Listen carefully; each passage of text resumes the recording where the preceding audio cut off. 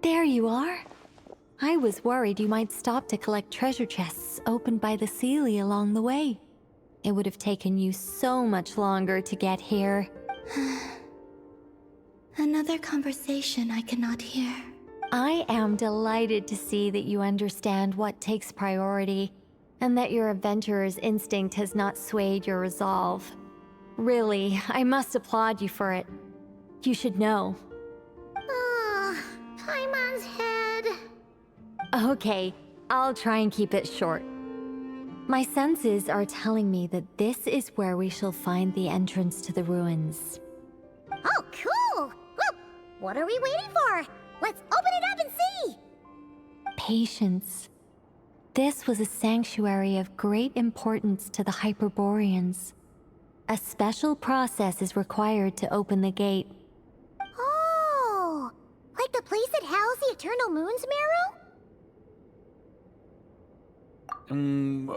Okay, so what's the plan? Need us to do anything? And just the short version, if you can. Ah. All right then. I was planning to start with some background on the invention of these techniques. Are you sure you don't want to hear it? It's quite informative. Remember what you were saying about priorities? Fine. Simply put, we need 3 human representatives to successfully undergo a process of Kuvaki resonance. Think of it as a test from the 3 moon goddesses to see if the entrants are qualified, with the most recognizable qualification being Kuvaki. Pretty sure Lauma would ace that test. Oh, wait. But we need 3 people.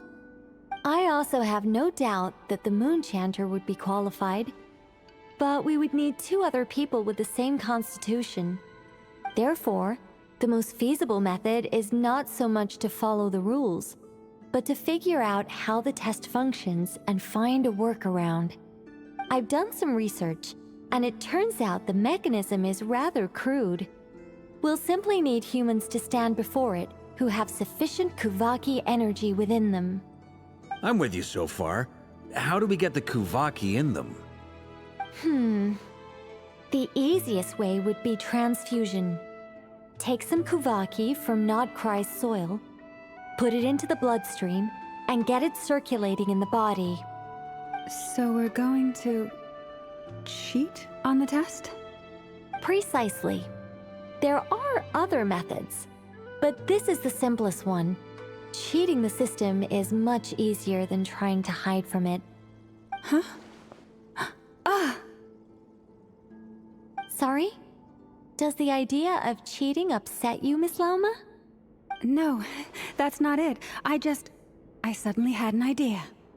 Oh, what is it? It's about Moon Prayer Night. I figured out a way for Kutar to join in the festivities. Huh? But as Paimon said, we need to have our priorities straight. Let's get back to the test. I'll follow up with Nefer on the festival arrangements. Oh, okay. Anyway, is this really the best method we have? A Kuvaki transfusion sounds dangerous, no matter how you slice it. If you think that's dangerous, wait till you hear the other methods. I'd be more than happy to go through them if you'd like. There are several. No need, we're good. Let's go with this one. Very well. Kuvaki transfusion it is. Now, I should mention that the risks can be greater or lower depending on individual compatibility. It would be rash to simply infuse the Kuvaki and hope for the best. If the body rejects it, the reaction can be quite severe. The symptoms are similar to another condition that some people living here suffer from, known as congenital Kuvaki sensitivity. So, before we execute our plan, I will perform a simple test of my own to see who is compatible and who is not. Once that is done, we will have to complete the resonance process as rapidly as possible. The participants must remain stationary while the Kuvaki circulates and bonds with them, and they mustn't eat or drink anything. What? No eating or drinking? That's some hardcore fasting. They'll all be monks by the time they're through.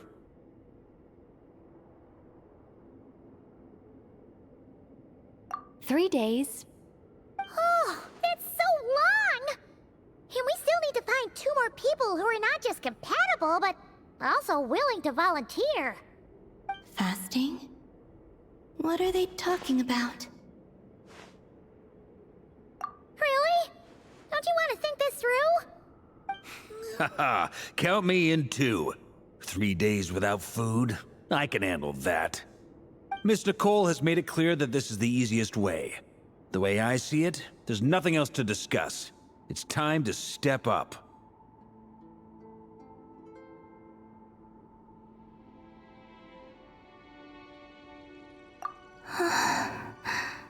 Yeah, you're right. In that case, Paimon volunteers to be Captain of Logistics. She'll keep the fires lit and grab some spare clothes to keep you comfortable.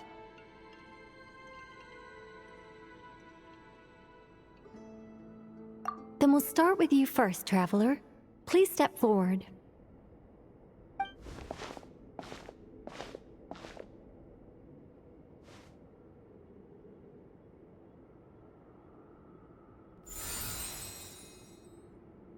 How's it going? Do you feel anything?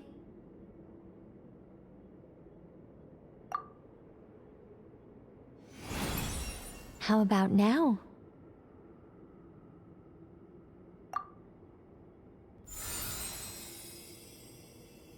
And now?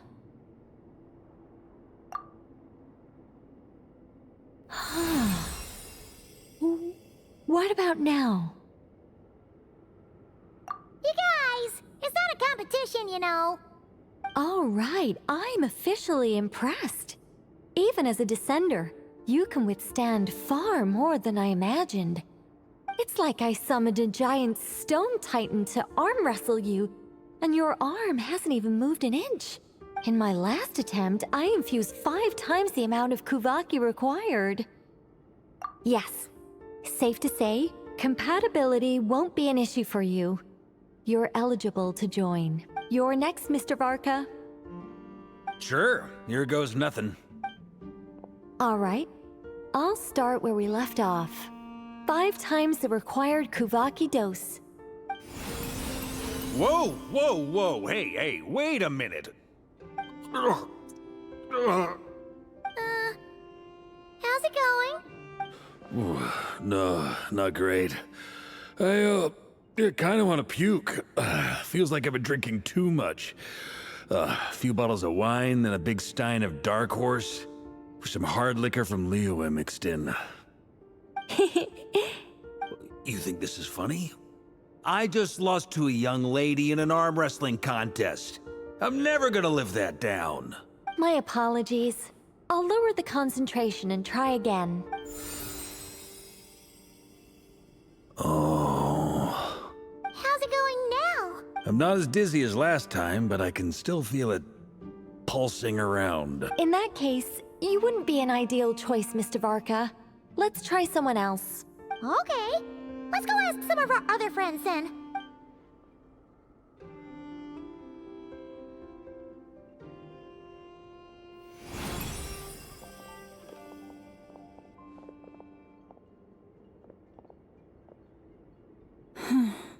No surprises here, Miss Moonchanter. You're perfectly compatible. You may join.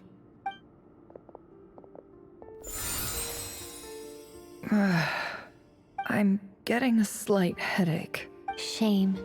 You were so close. Whoa, I'm itching all over. Allergic reaction. We can't have that. Huh? Well, are you gonna start a what? The Hexen Circle is an organization that cares for and protects children. We will not have them do dangerous things. Not even tests.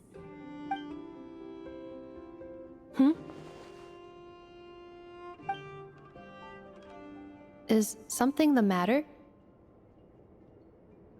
The candidates have to be human. I guess that rules me out too. Huh.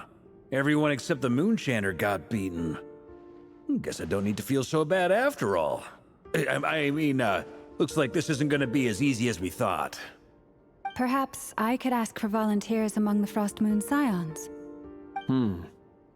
I'll see about talking to some trusted Lightkeeper colleagues. Itlua springs to mind.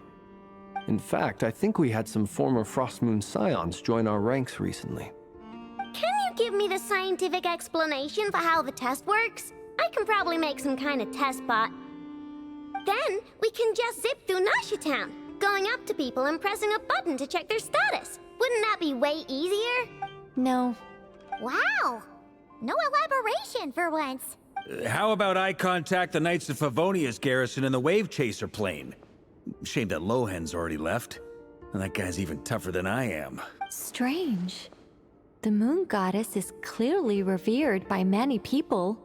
So why is she on the brink of disappearing? She mentioned that the world has rejected her from the very beginning.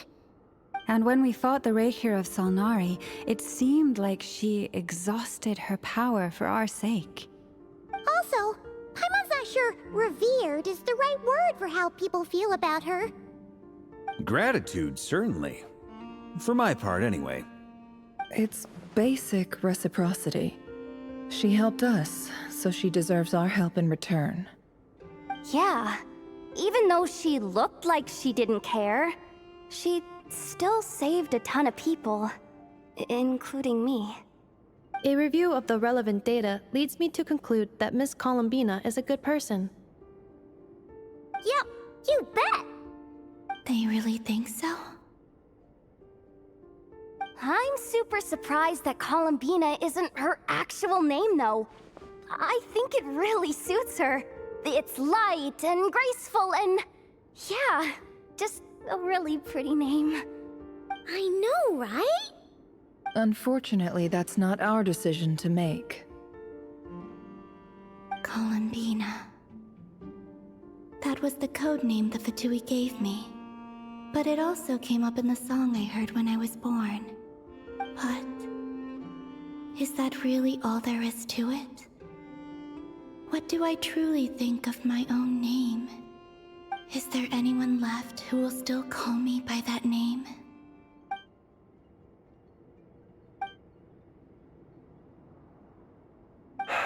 Moonprayer Night is getting closer by the day. We're running out of time. We need to look for other candidates. Then allow me to try. Huh? What are you doing here?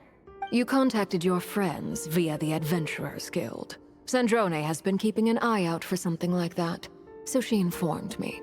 Since I have the ability to accommodate a moon marrow, I should prove to be a suitable candidate. Arlecchino. When can we begin? I see. We can begin right away.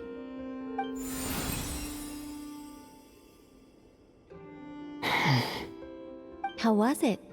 Did you feel any discomfort? Not at all. Then it seems we shan't need to look for additional candidates after all. Great! Cool. Alright, like Paimon said, the rest of us can take turns making sure the three of them stay warm and comfy. Then, my job is to take care of the caretakers. I will ensure everyone receives food and accommodation.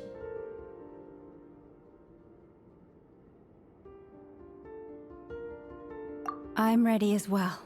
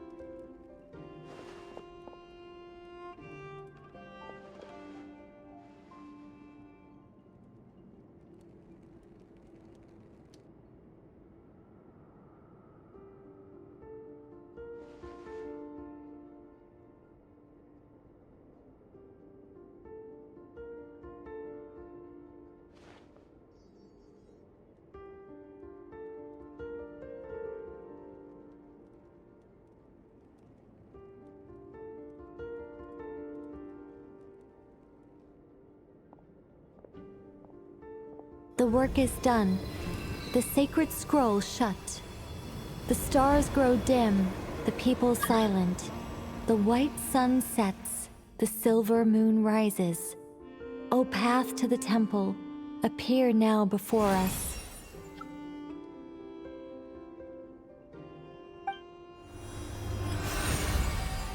Wow! It really opened!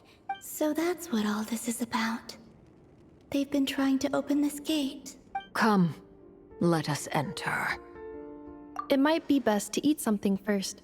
Take care to chew properly and swallow slowly. It will give your body time to readjust to the digestion process. They will head in soon. They will need to enter this gate.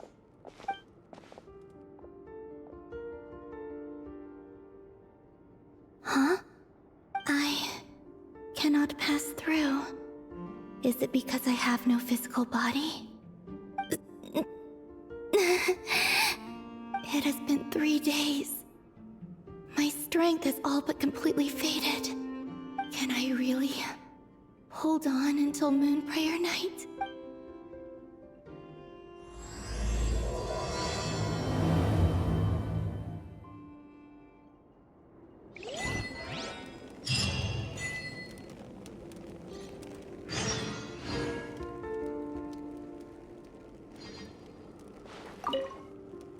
I have confirmed that you are all in good health. With that, my work is now complete. Congratulations are in order.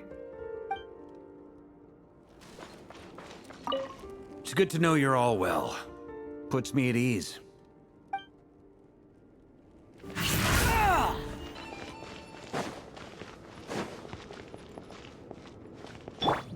Strike a pose!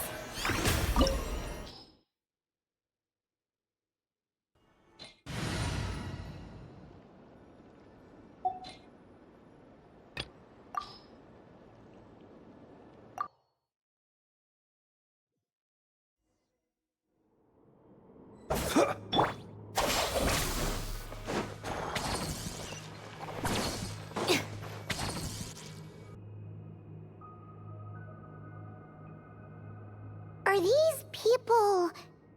Judging by their clothes, they appear to be phantom Hyperboreans from the distant past. That could mean they have some clues about the moon goddess's name, right?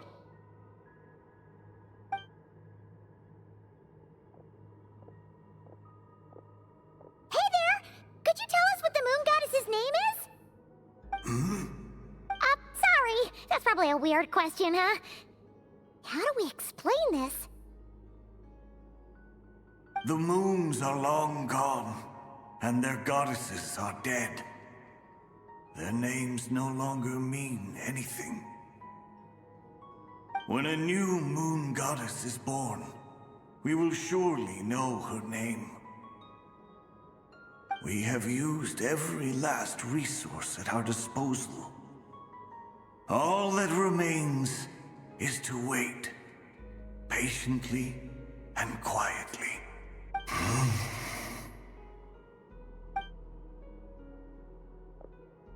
Were the people of the past all this devout?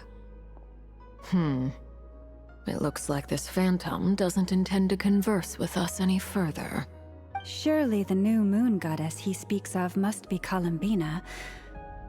Alas, Kuthar's birth came long after the age in which he lived.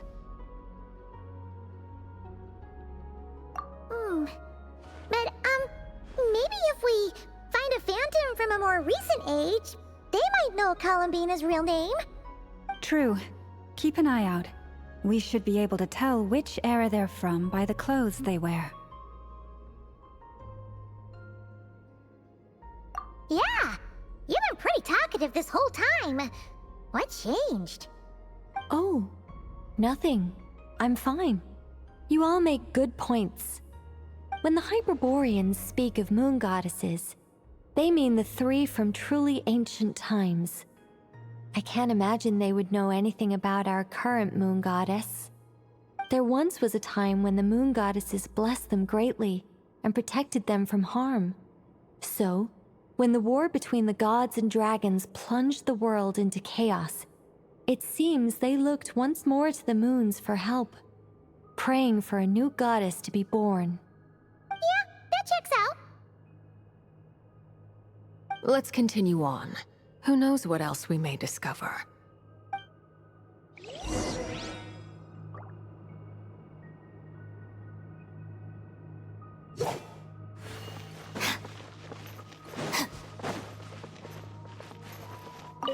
The moons have left for now, but they would not abandon us forever.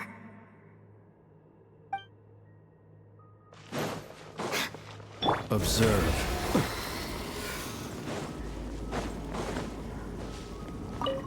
When the moons rise again, we shall receive their protection once more. Even in the darkest hour, there is always a way out.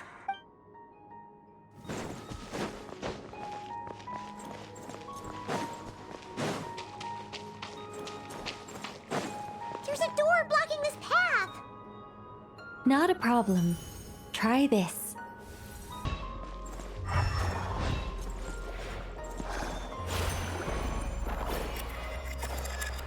Whoa! How did that door suddenly collapse? This device was maintaining the door's integrity. Remove the core, and the device stops working. Is this our destination? Impressive.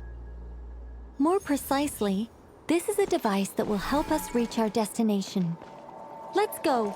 We still have a long distance to cover.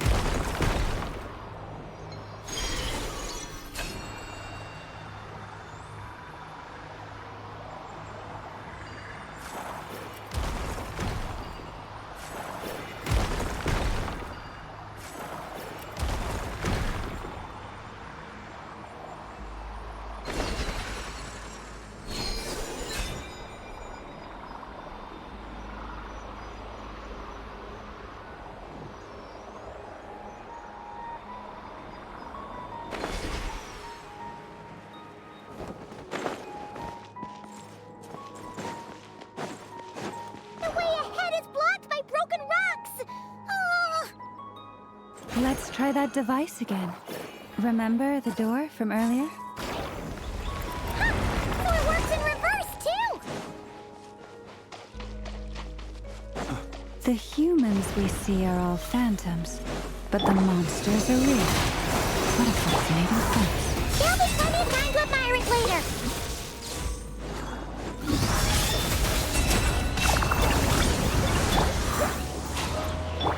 Flash attack!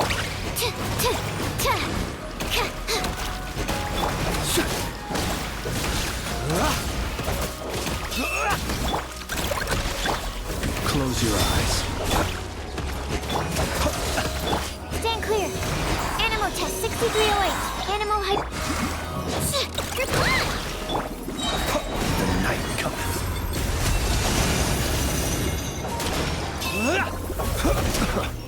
Our bond is strong.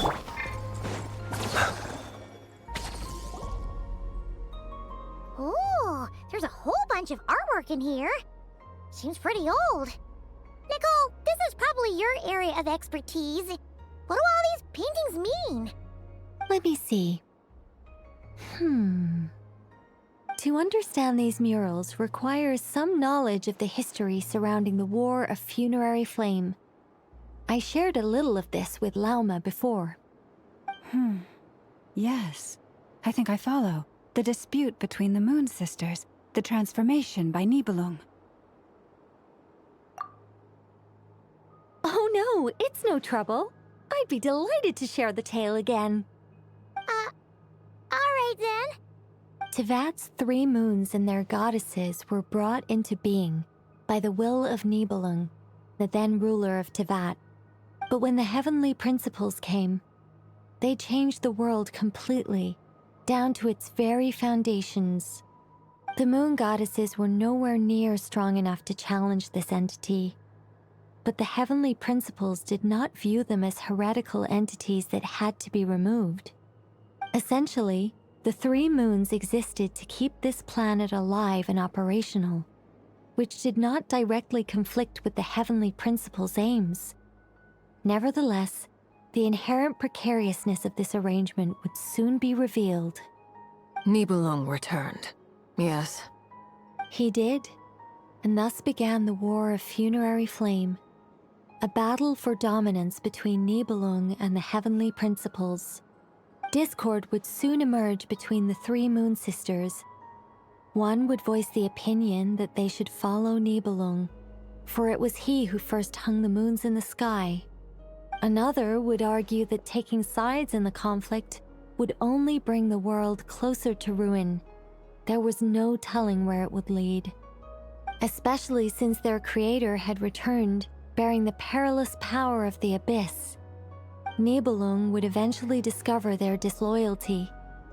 He had all 3 imprisoned before transforming the moons into weapons with which to fight against the heavenly principles.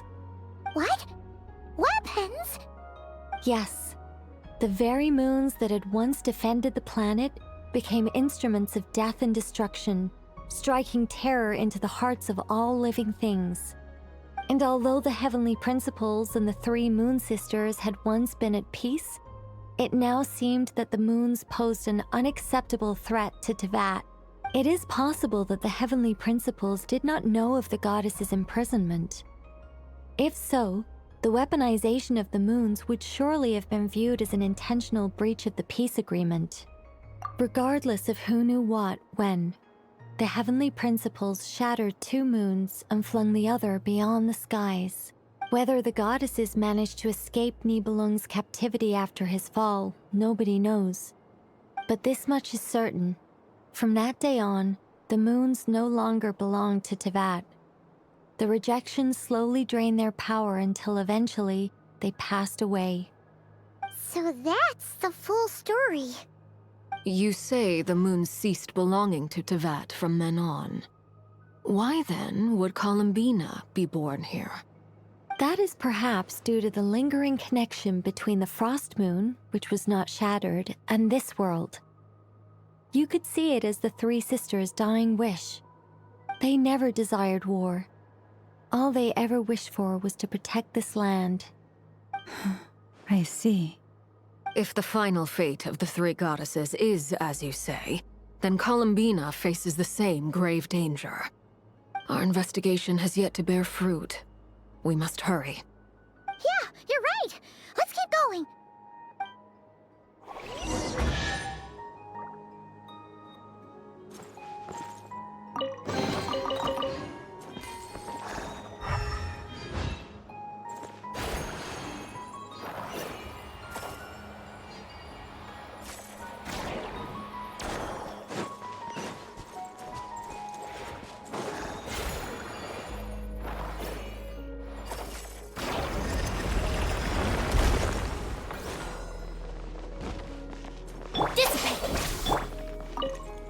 Should we trust him to keep his promise? We have to. There's nothing else we can do.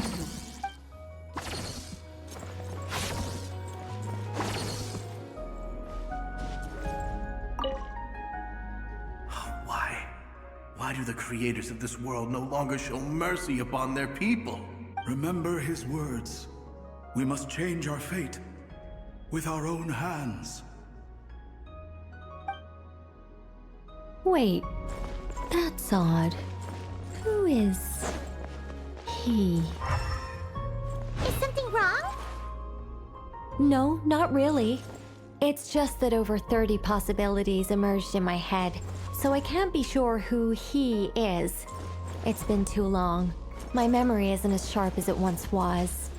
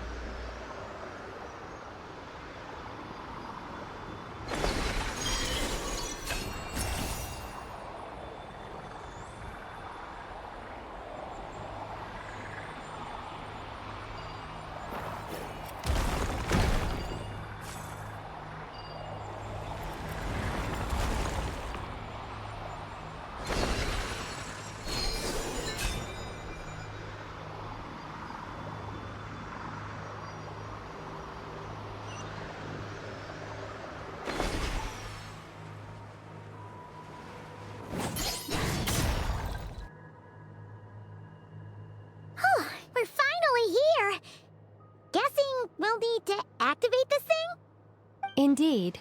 I was a little worried about that at first, but as we got closer, I sensed that the Kuvaki within it flows unimpeded. It should be functioning normally. The only issue is how to activate it. It's looking a little worse for wear. What about the cores from some of the other devices we've seen? Can we repair it using those? In all likelihood, yes. I imagine that would have been the Hyperborean's backup plan. Let's look for some cores.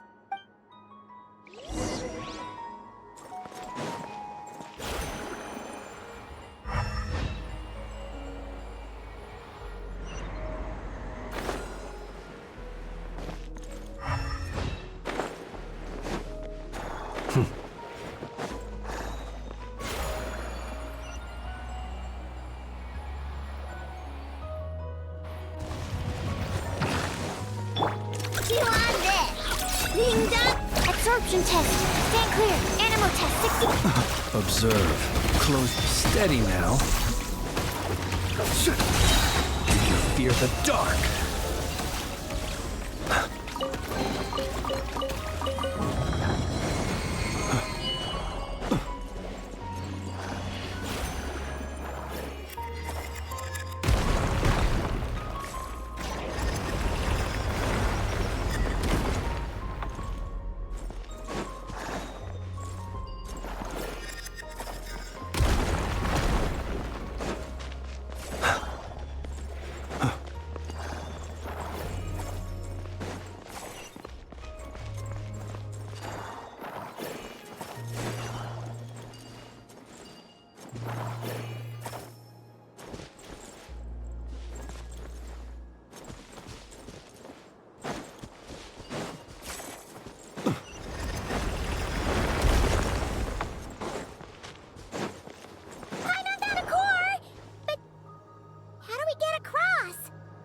Walk up, then jump down.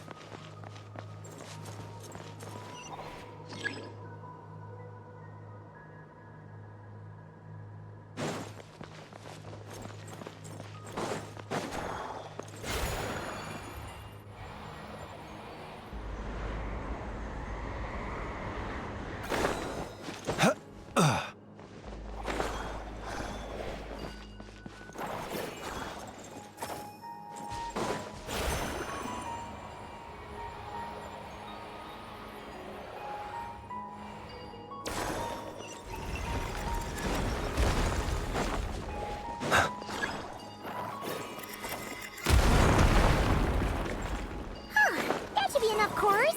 Let's head back.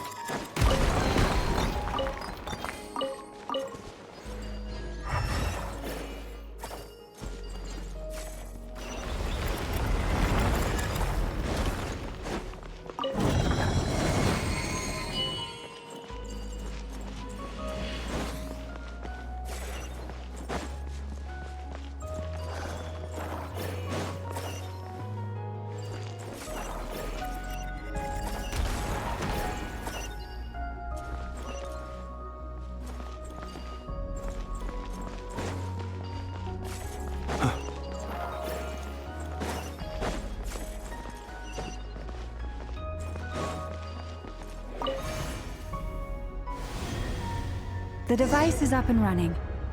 It's hard to believe that the ancients were capable of constructing such things. Paimon sees our destination! It's right up ahead! Yes, let's go.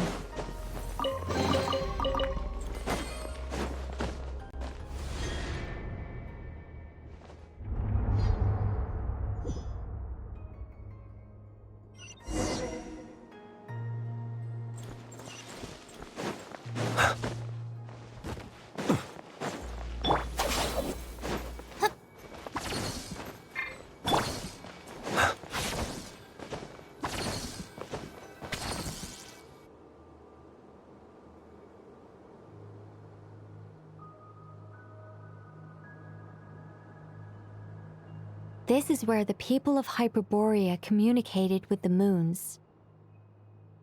We need only place the moon marrow upon this platform on Moon Prayer Night, and we shall be able to open a portal to the moon and send our moon goddess back home. The assumption being, of course, that we can find her first. That's right. You want to know if it's safe there, don't you? And yet, she has no choice but to return. You know this. Oh, that's not the only issue here. This is the end of the line, right? We've explored everything we can. And despite looking at historical artwork and talking to people from Hyperborean times, we're still no closer to learning Columbina's name. If it's not too much trouble, could you tell me exactly what Alice said to you about finding her name?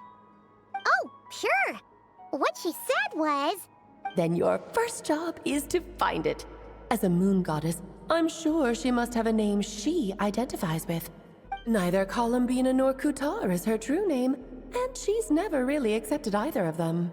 Is it not also possible that she has never had a true name? Not at any point in history? That would be a hard pill to swallow. But at this point, we may have to accept that that is the truth. No one knows how she came into being, and she certainly doesn't have parents in any sense that we're aware of. Perhaps she was never granted a name at all. But does that mean there's no way to get Columbina back? She's just gonna disappear and there's nothing we can do about it? Huh? Wait, why all this pessimism? Was it the way I phrased this question? You all seem to be taking this in completely the wrong way. Well, just because she's never had a real name in the past doesn't mean she can't have one now. What? Think about what Alice said again. She never once said that you'd have to find a new name, did she? Are you saying what I think you're saying? Yes. Names are anchors that connect us to the world. If she doesn't have one already, then all we have to do is create one, no? It's like... yes.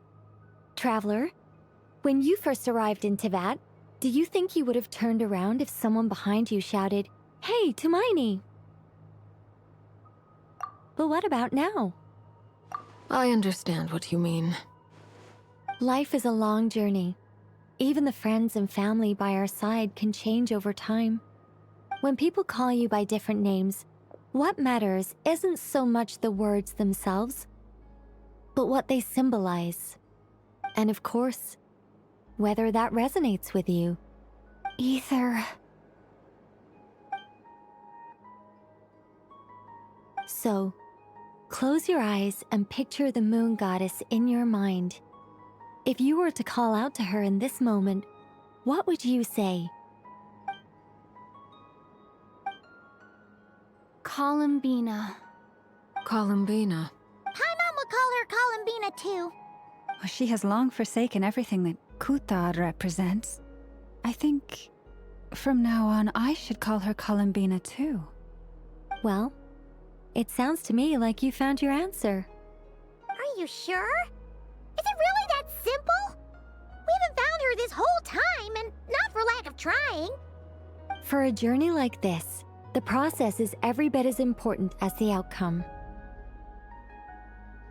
Had you not searched far and wide, rejecting every other answer you were offered, how could you have come to an answer you felt was finally correct?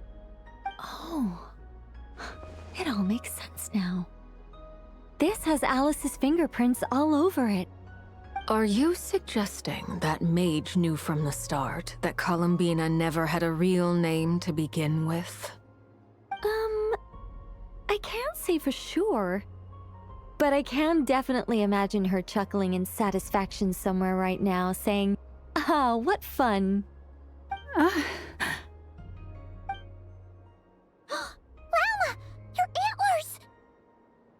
You should hurry.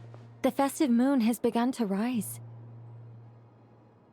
Do not worry, for when you called the name Columbina just now, I could sense that the power within was enough to summon back the moon goddess.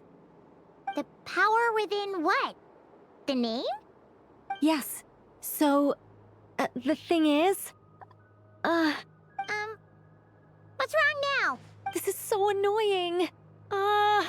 I really want to explain how that whole thing works. Starting from the founding principles of Teyvat and... Oh, I could talk about this for hours. But... Deep breaths, Nicole. Deep breaths. You're an angel. A sober, sensible, solemn angel who has her priorities straight. Okay then. Sorry for asking. Clearly a bad call on Paimon's part. Anyway, you all need to hurry. Last thing, remember how it felt when you called out that name. Then it is agreed. By the name Columbina, we shall find her. Then we'll throw her the best Moon Paranite party ever! And at last, we will send her home.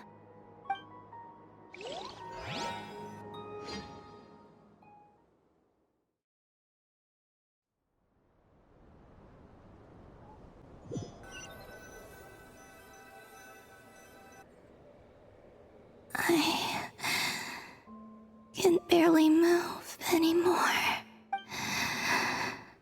My consciousness is fading away.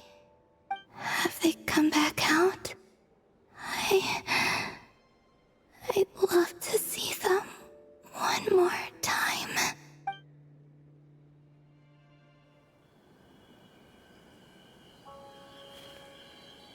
They didn't make it.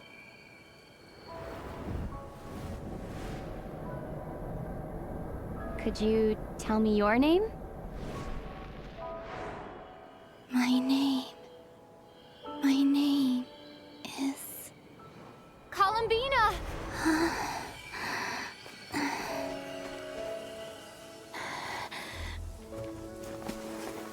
Columbina! Are you here? Columbina! That's the name you gave when we first met. And it's what I've called you ever since. Columbina.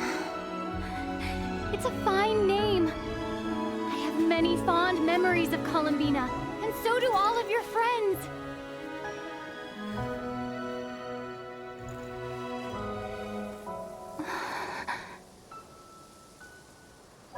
If you like this name,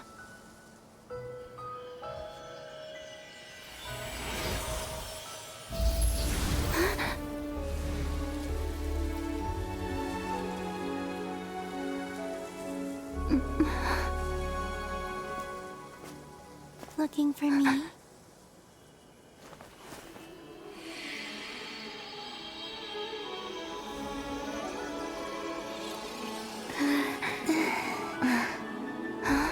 I like it. You can carry on using it. My name is Columbina Hyposelenia.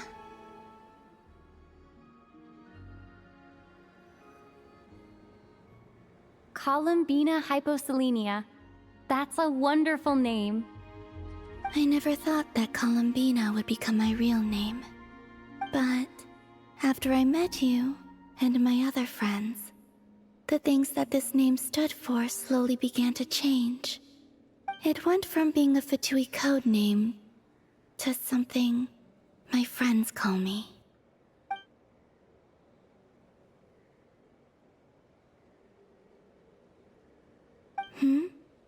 What is it? Why aren't you saying anything? I'm just so happy for you. Thank you. So, where's everyone else? We can go and meet them very soon. Everyone went to different places to try calling your name. Great. I'd like to thank them as well. Everyone's done so much for me. Searching for my name, entering those ancient ruins. Huh? Wait, so you were... Yes, I was there. Not physically, but my consciousness was still holding on. I followed you the whole way. Starting from when? You turned around and called out my name while you were in Nasha Town. Do you remember?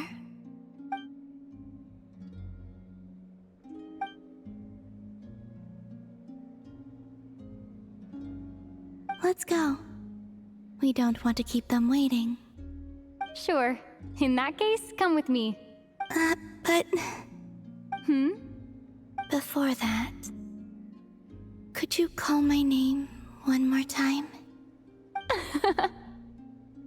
Sure. Come with me, Columbina Hyposelenia.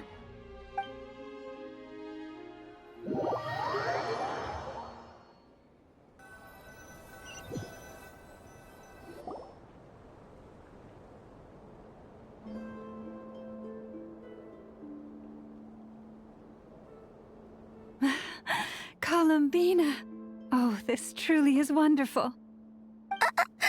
Llama, I can't breathe. Ha ha! Just in time for Moon Prayer Night! It's good to have you back, Miss Columbina. Yeah, we were worried sick. Thank you, my friends. With your help, I now have a name that belongs to me. Columbina Hyposelenia. Where's the second half from? You added it yourself? That's right. It means... Born beneath the moon. Yes. And by extension, it can also mean born beneath this world. A fine name. Now, as much as it pains me to interrupt this beautiful reunion, I feel obliged to remind you that the Moon Prayer Night celebrations in Nasha Town have already begun. Don't you want to enjoy the festivities? There's so much to see and do. And some of the ambient lighting and entertainments were sponsored by the kind souls in the Hexen Circle.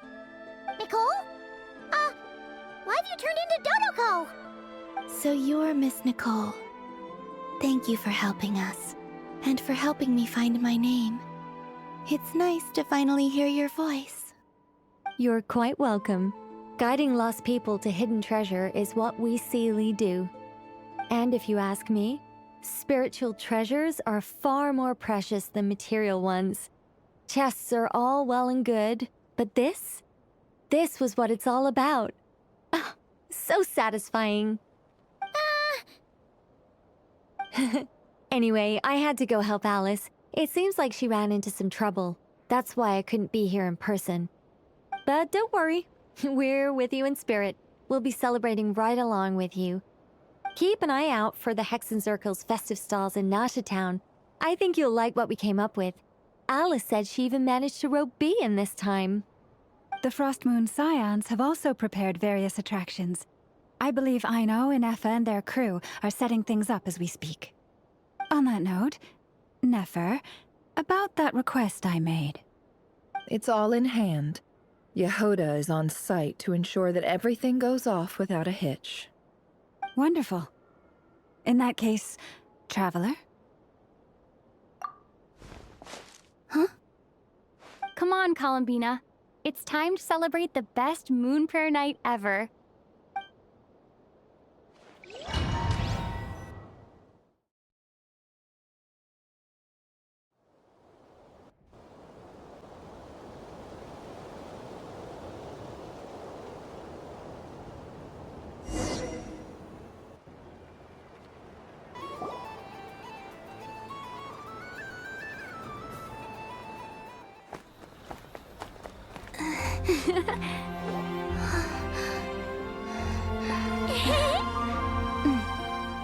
Hey, young lady.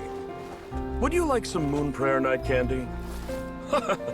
Happy Moon Prayer Night. Oh, yeah. I almost forgot to say. Welcome home, Moon Goddess.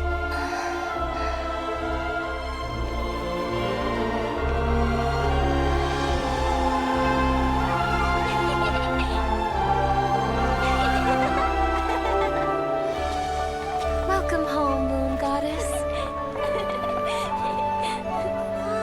Welcome home, Moon Goddess. Welcome home, Moon Goddess. Turning Nasha Town into her home is a festive gift. A rather brilliant idea. Perhaps this is what Nodcry, Columbina's home, should have been like all along.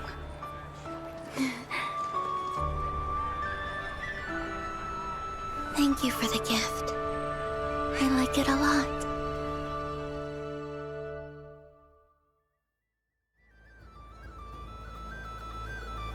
This feels like the surprise of my life.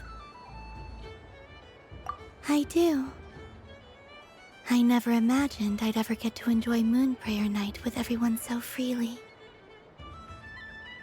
If you're happy, we're happy. Quite a strategy you came up with. Hide the tree in the forest. It's not your usual style, Lauma. Is there something about Moon Prayer Night that enhances what's in your head as well as the antlers on top? Apparently so. It even inspired a perennial penny pincher to use their resources for a greater cause. It truly is a magical festival.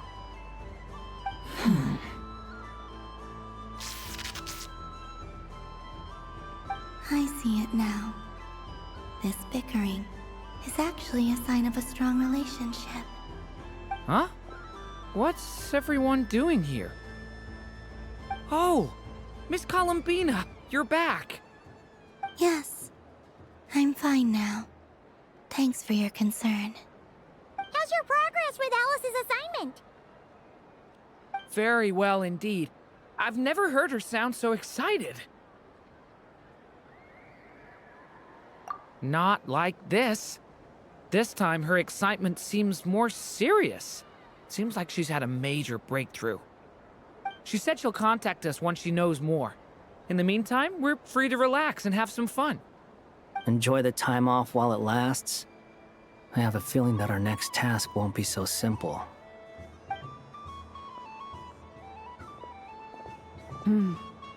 I should go. I still have a few things to attend to at the Frost Moon Scion stall.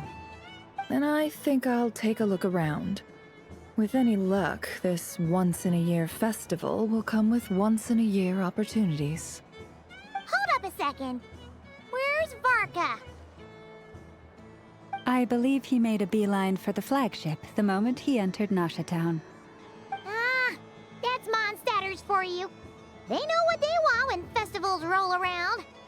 Goodbye for now, Columbina. I hope you have a wonderful night. I will.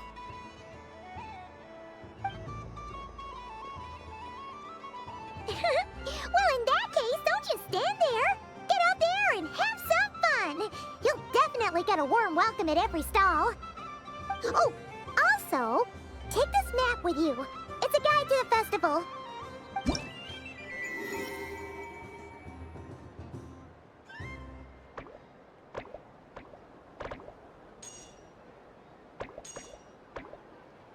The Frost Moon Scion stall is over here. Lauma's invited a whole bunch of cute animals to celebrate too. Over there is the Hexencircle section. Alice seemed more excited than anyone about this festival, so she insisted on making it a grand affair. Oh, and then there's the Nasha Town local specialties, including... Actually, forget that. Better if you go check them out for yourself. Thank you. It looks like a lot of fun. You're not coming with me? We'll be around. But don't you want to browse by yourself for a bit first?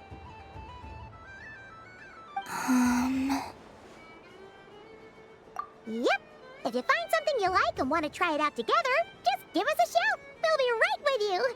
Otherwise, just relax and enjoy yourself. There's so much on offer, so try to experience as much as you can. And don't forget to stuff yourself with all the delicious festival food.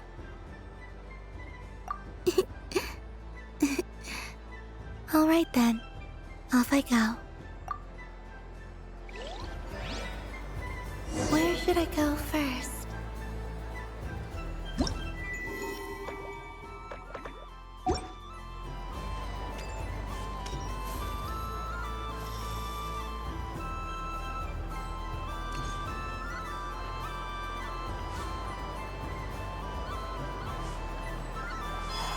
This must be the mage's stall. It feels like I've entered a fairy tale. How lovely.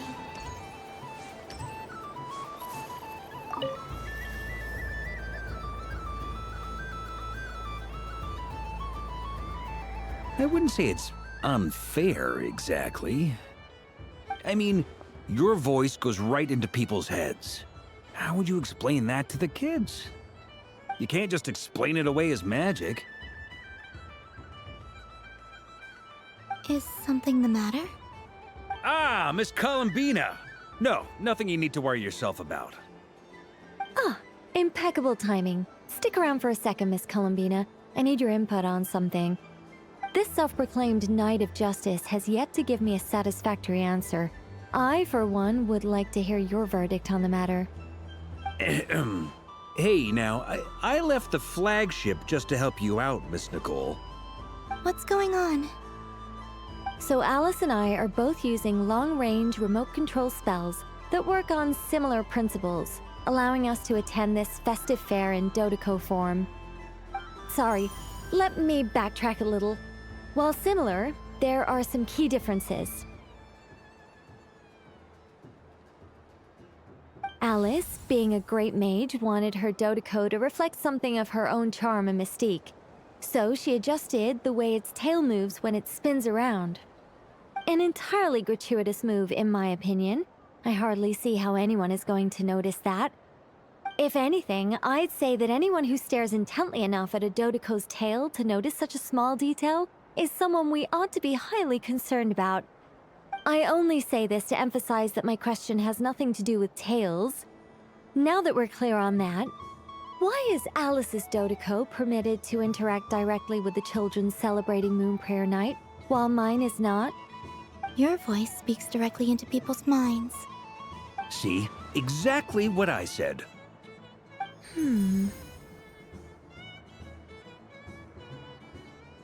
Miss Nicole? Ugh, I can't stand it.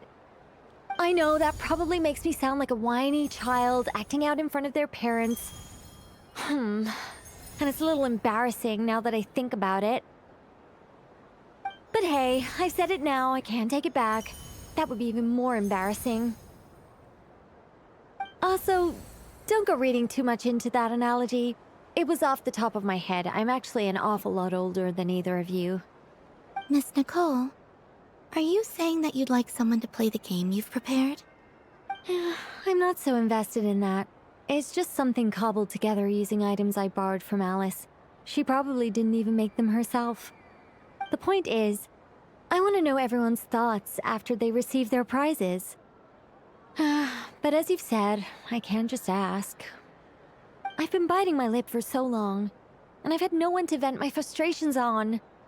I thought this was going to be a nice, straightforward festival where I'd get the chance to guide people to treasure. Well, can I play? I can't guarantee that I'll win a prize, but... You will? I'd like to try. Then what are we waiting for? Let the game begin! It's like they forgot I was ever here. Ha ha ha ha.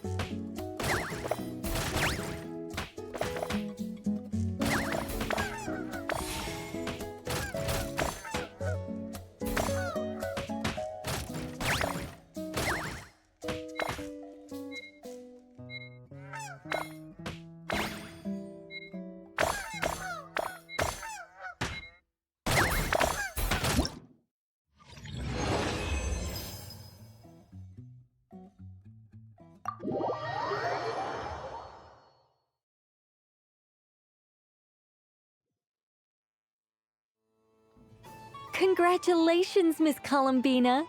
With your great wisdom, you have overcome every obstacle in your path and conquered the great challenge posed to you by fate. Fate? Well, something to that effect. If you'd prefer something more poetic, it could be the icy winds or the dawn. Anything you like, really. You could even go with the challenge posed to you by Dodeko, if that's what you're into. Anyway, you can take or leave my suggestions. Moving on. All my hopes are now resting on this. Can I open it now? Stop teasing me. Please, I'm begging you. No more talk. Just open it. Wow. What a lovely sculpture. Classic and cute at the same time. Thank you, Miss Nicole. I'll always treasure it. Ah, there we go. Music to my ears. You have my sincerest gratitude, Miss Columbina. Thank you for sharing your precious time with me and fulfilling my wish. Don't mention it. You've all done much to help me. And still, I'm the one receiving all these gifts.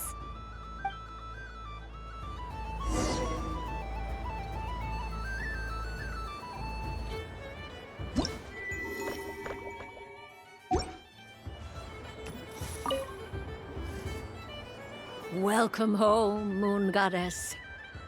Oh, you're the genuine article. Alice was right. This moon prayer night was worth watching after all. Another one that talks. Greetings. Pleased to make your acquaintance. I am the Hexenzirkel member they call B.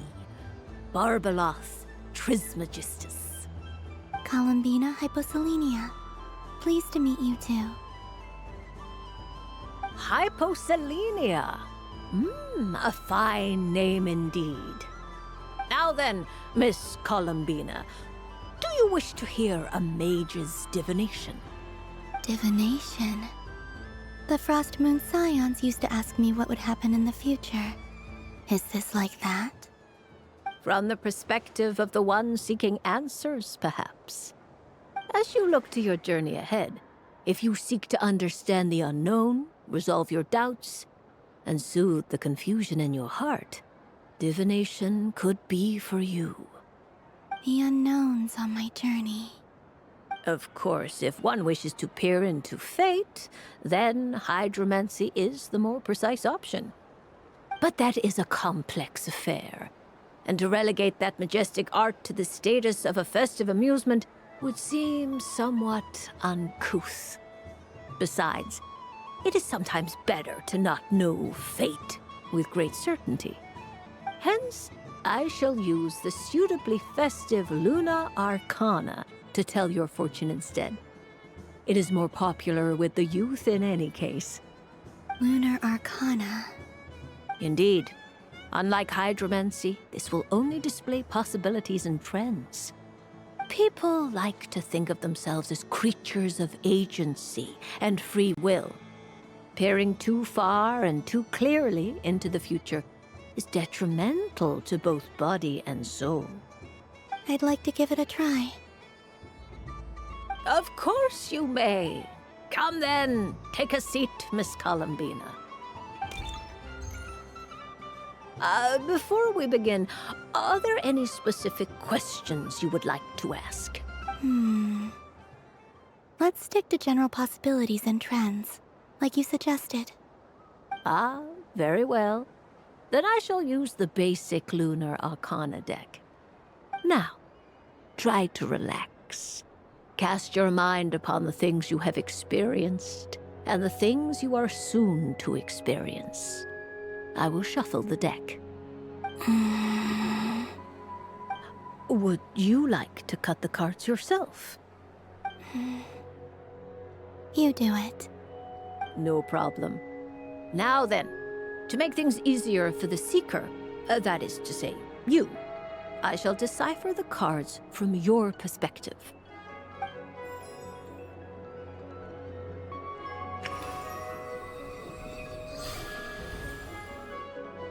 Please, draw the first lunar arcana.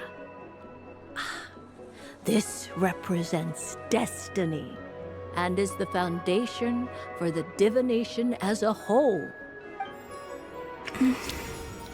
Now, draw your second card. This will stand for the past, the sum of all your experiences that have come before. And now the third arcana.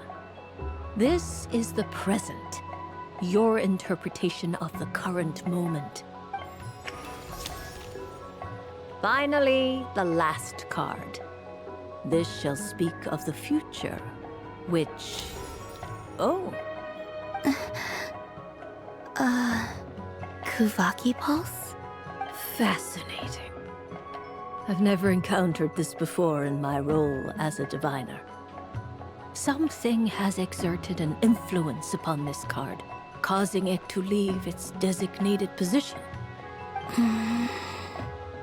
What do you make of this, Miss Columbina? Perhaps this is the guiding hand of fate in action.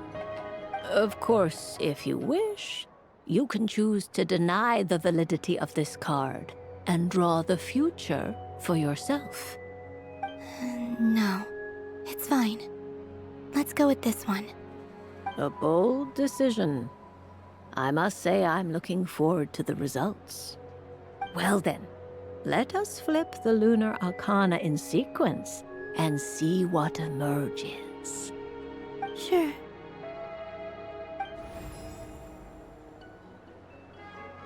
First, destiny. No surprises here. The card that represents yours is the moon. The moon. Indeed. The moon can represent the truth at some times, but deception at others. False peace, destructive calamity, and the world-changing power that lies within. When the moon is placed on the destiny tile, it indicates that your destiny is not what it may appear on the surface. Instead, it may yet have a hidden side. It symbolizes a journey through the fog, fraught with uncertainty and deception, where one must face inner challenges head-on. I don't understand. Patience, my dear. This is but the first card, which serves as a basis for the interpretations that follow. Our divination will only grow clearer from here on out. Now then, flip the second card, the one that speaks for the past. The Hermit, but inverted. Inverted? Yes. The Hermit symbolizes solitude, introspection, and the pursuit of truth. When inverted, it represents isolation, truth out of reach, and a path that leads one astray. Combined with the moon as one's destiny, the Hermit inverted represents a choice you made to stand alone in the past. It was a choice made not out of fear or arrogance, but for reasons that others could not perceive. You fumbled through the darkness without a guide, but you did not find your way. Rather, you went astray. More than once, it would seem. Is this about how I became Kutar despite not wishing to become a god? And how I joined the Fatui because I yearned for a place to belong? I suspect only you know the answer to this question. All is not lost. The past is in the past, and so it shall remain. Shall we look into the present now?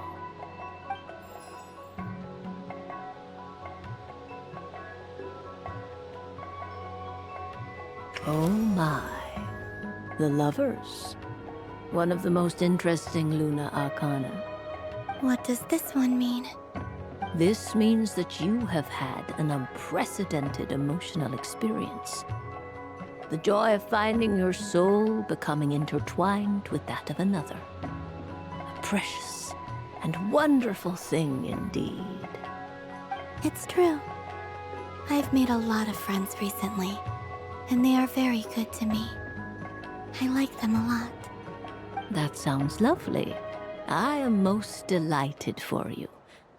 The lovers can also represent important decisions, perhaps related to a parting of ways. Now, if I were to guess... Yes.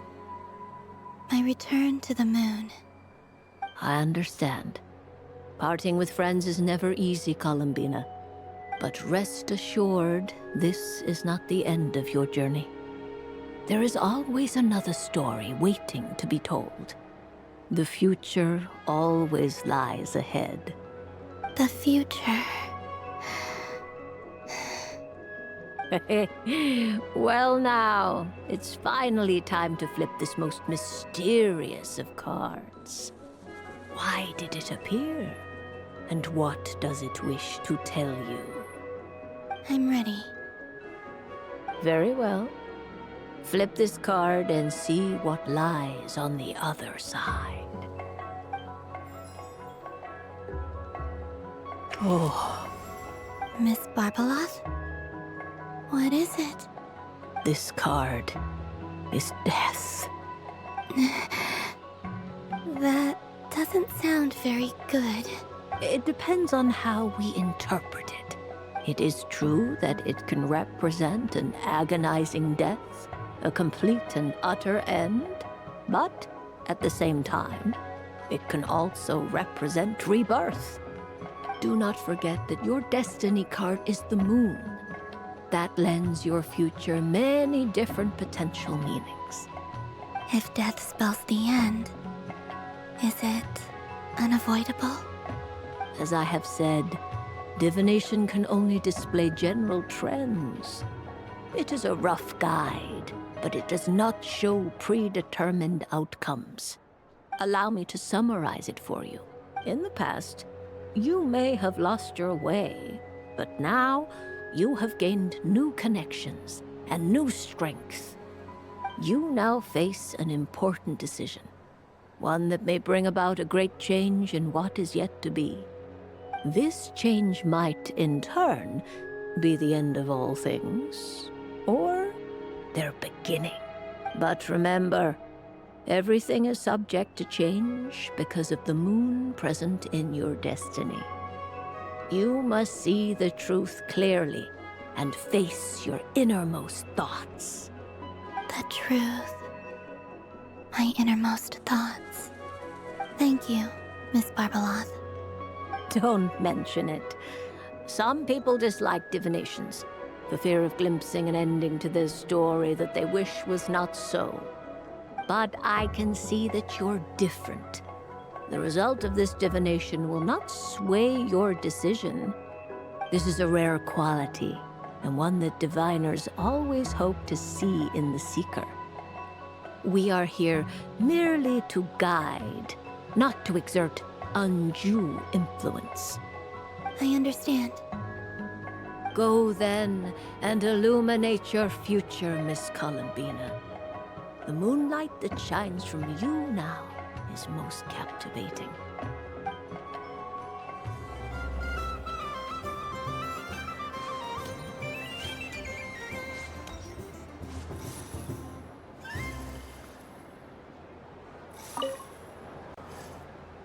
A soft and furry creature that bounces and jumps. Welcome home, Moon Goddess. This one talks, too. Allow me to introduce myself.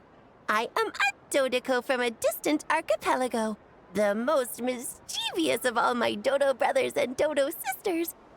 When the going got tough, I powered through, and when I met obstacles, I boomed them away. That sounds like a lot of fun. Doesn't it just?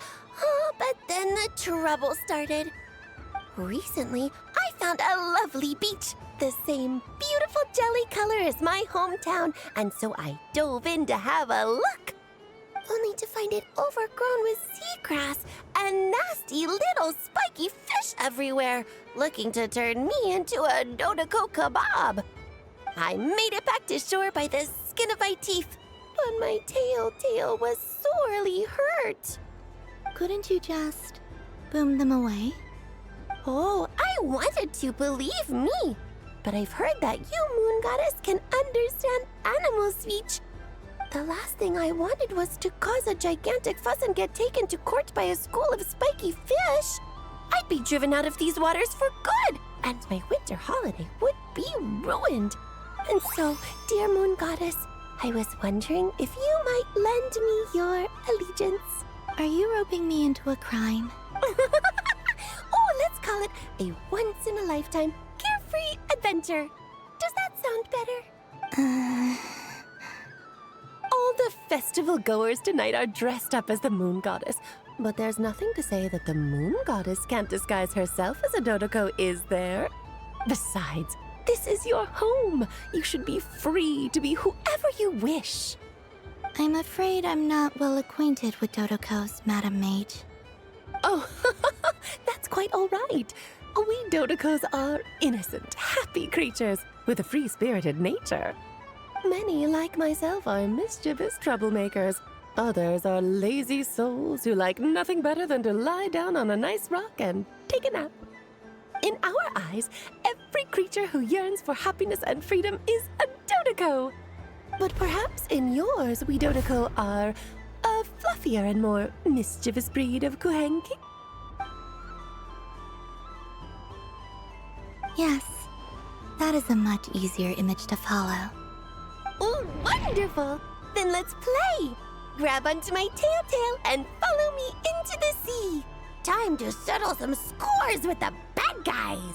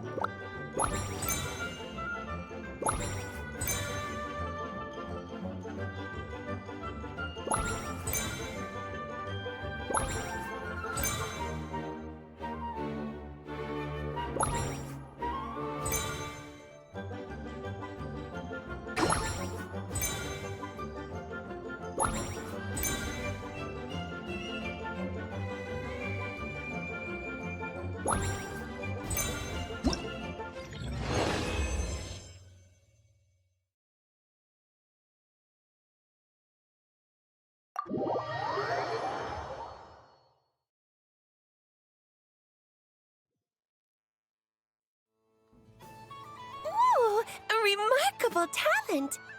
So, what do you make of it? The use of Jumpy Dumpties doesn't come as naturally to me as Kuvaki, but their unpredictability makes it fun. I think they call this novelty. Indeed! And how did it feel blowing those pesky nuisances away? Not bad. Any guilt? What do you mean? Oh, wonderful!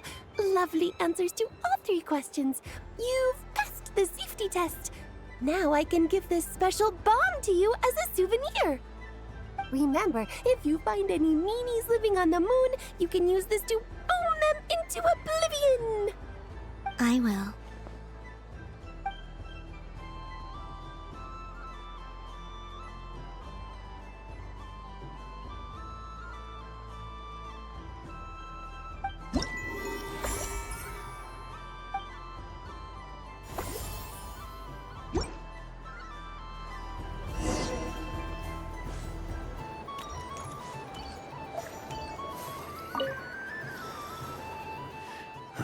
It'd be rude to just leave without saying anything. But at the same time, I don't want to barge into their lively conversation just to announce that I'm leaving. I guess I'll just wait a little longer. Huh? Albedo? This sketch is for you, Grandmaster. Oh, a gift for me. Thanks. Let's see what you've done for me. The North Wind left in the lurch.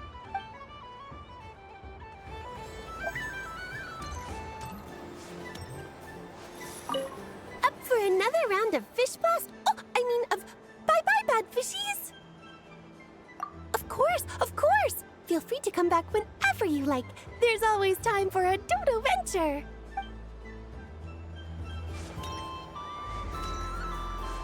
What's this? Should I give it a try?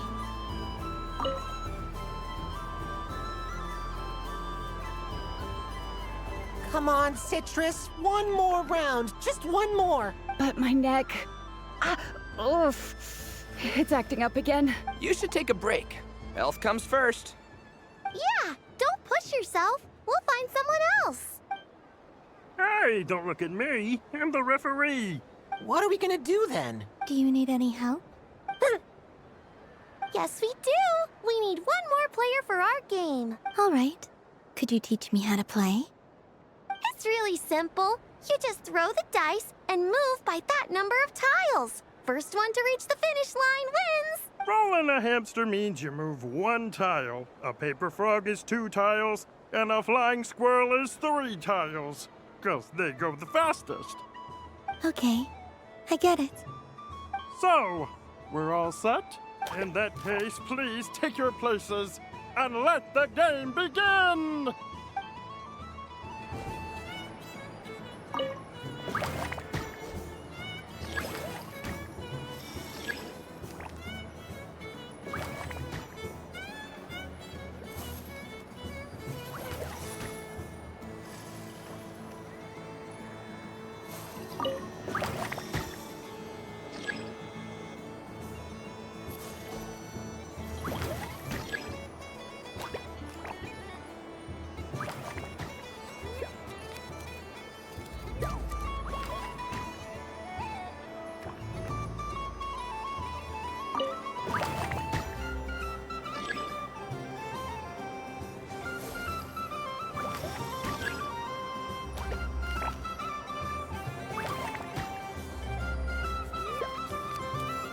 And the winner is Cranberry! Bravo!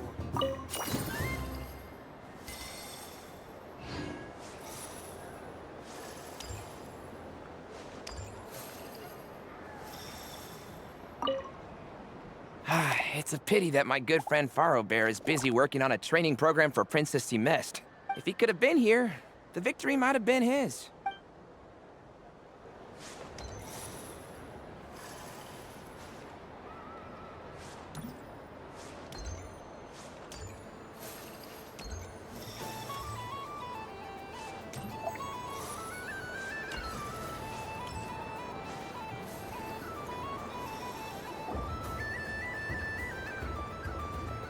Dodoco's Whirligig!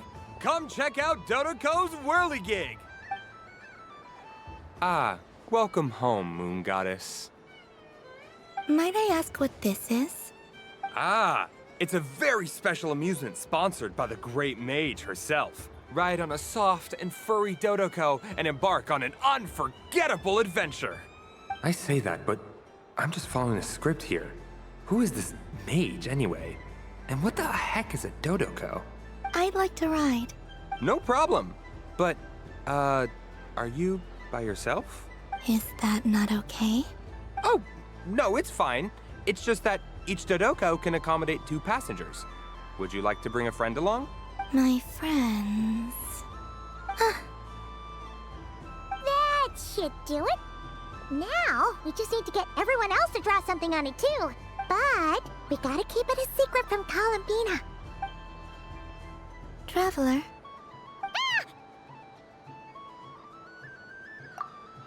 I want to go on that ride. Will you join me? Let's go then. Don't worry. Paimon will do the rounds. You go have fun. All right. I think we have to wait in line over there. Please take your seats. For safety reasons, you mustn't try to leave the ride before it comes to a complete stop. All right, you're all set. I wish you both a wonderful journey.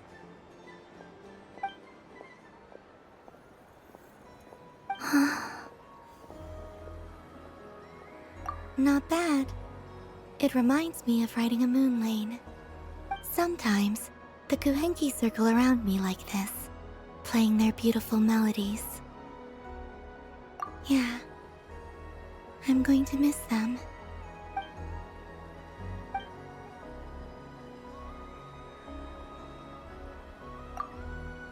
It does. I've felt scared in the past, too. But this is a little different. You know something? I got to see a lot of fascinating things during my disappearance. I saw how the Frost Moon Scions act around their families. So different than how they used to act in my presence.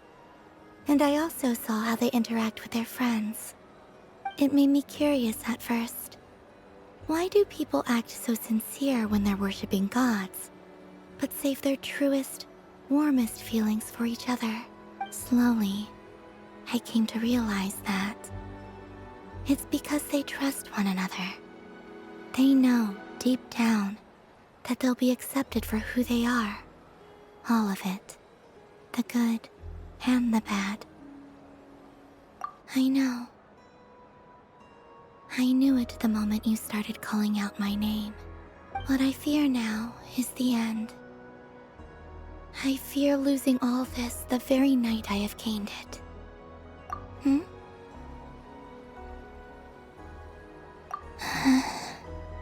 Thank you for this conversation. Thank you for listening to me. Don't worry. This fear I have, and the unknown that awaits me, they cannot hurt me. Not when I possess a treasure far greater. I just want you to remember this version of me. The real me. On this final night together.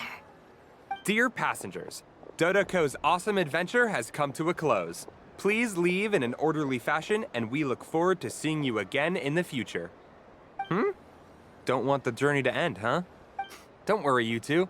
There's always another adventure waiting just around the corner.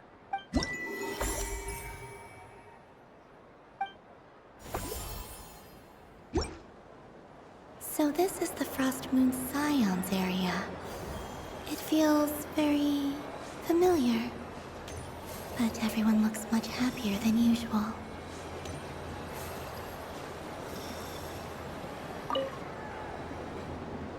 Fun ride, huh? You and Columbina looked pretty sad to leave. This isn't gonna make Paimon dizzy, is it?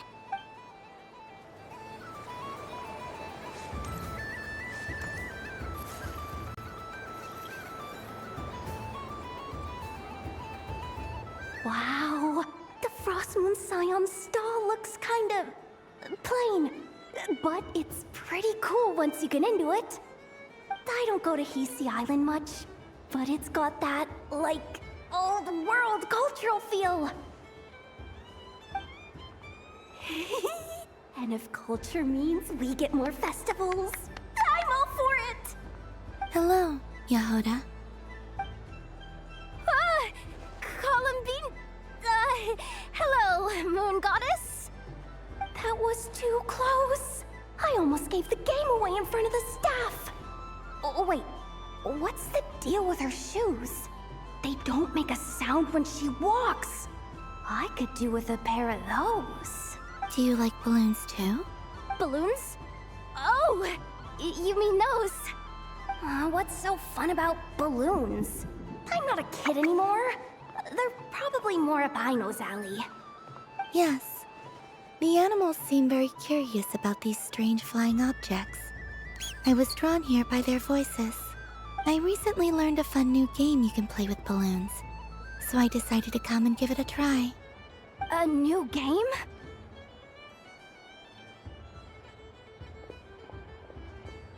Hello. Welcome home, Moon Goddess. Here to buy some balloons? Yes. Could you give me a few that haven't been inflated yet? Are you sure? I guess it's not a problem, but... Yes, please. Thank you. Uninflated balloons? But those are just little rubber pouches. What does she want with those? Would you like to play the balloon game, Yehoda? Huh? Sure. I guess. How do you play it? Wait here a moment. Oh. This is so weird. What have I got myself into now? I thought I saw Columbina nearby. Uh-oh! That's the Fourth Harbinger! Although she's helped us out quite a bit, she's good people, right? Is she looking for Columbina? Oh, guess that's my ticket out of here. I'm not sure my heart can take being sandwiched between two Harbingers. Which stall is she checking out? Oh, it's that other Frost Moon Scion's one. Try on the headgear, see what it's like having antlers or animal ears for a day. Oh, I wouldn't be caught dead wearing that stuff. So embarrassing. I have enough gear to carry as it is. Wait, what? She put it on? How peculiar. This would take some getting used to. I wonder if this is what it's like for Lynette. It really suits you, ma'am. What is this? She was so intimidating a moment ago, but now, dang, she's really rocking those ears. How does she make them look so cool? I suppose I may as well keep them on for now. All part of the festive experience. She's coming this way. How do you do, Miss Yehoda?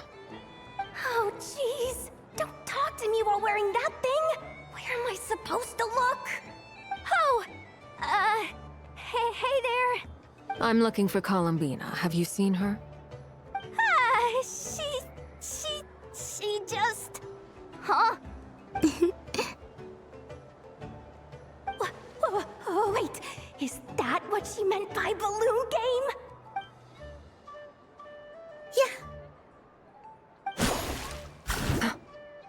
Huh? No fair! How come I get caught in the crossfire? An ambush from the rear? Is this a declaration of war, Columbina? Would you like to play too, Arlecchino? Seriously? Are they gonna start some beef right here, right now? Gladly. That said, I believe there is another who would like to join. Boss Nev! Thank goodness! You've got to get me out of here! Things are kicking off big time! Hello there. I'd like 10... no, make that 20 balloons, please. Uninflated. What? Miss Moon Goddess, I hope you're prepared to pay the price for assaulting my employee. Welcome to the game, Nefer. Just to be clear, let's keep this a fair fight, okay?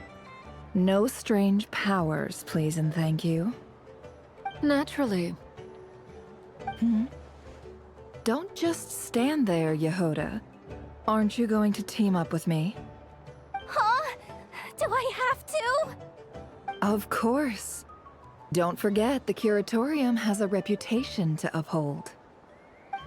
I knew something like this was gonna happen.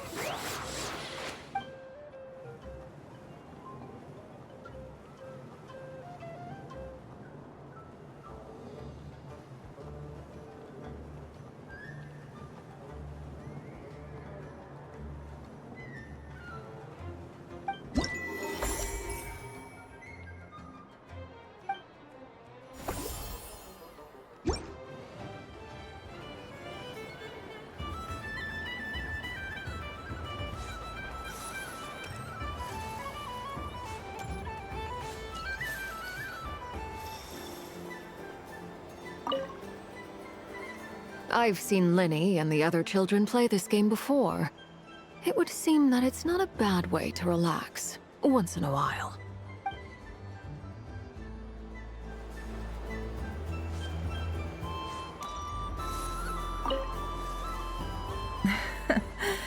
That was fun. It's a shame Ashru doesn't like playing with water, or I'd have roped him in as well.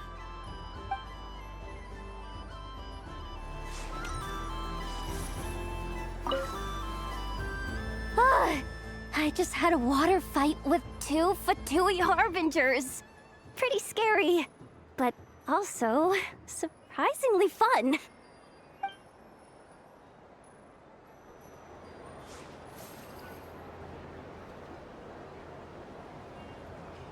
I wish for a never-ending supply of laka berries.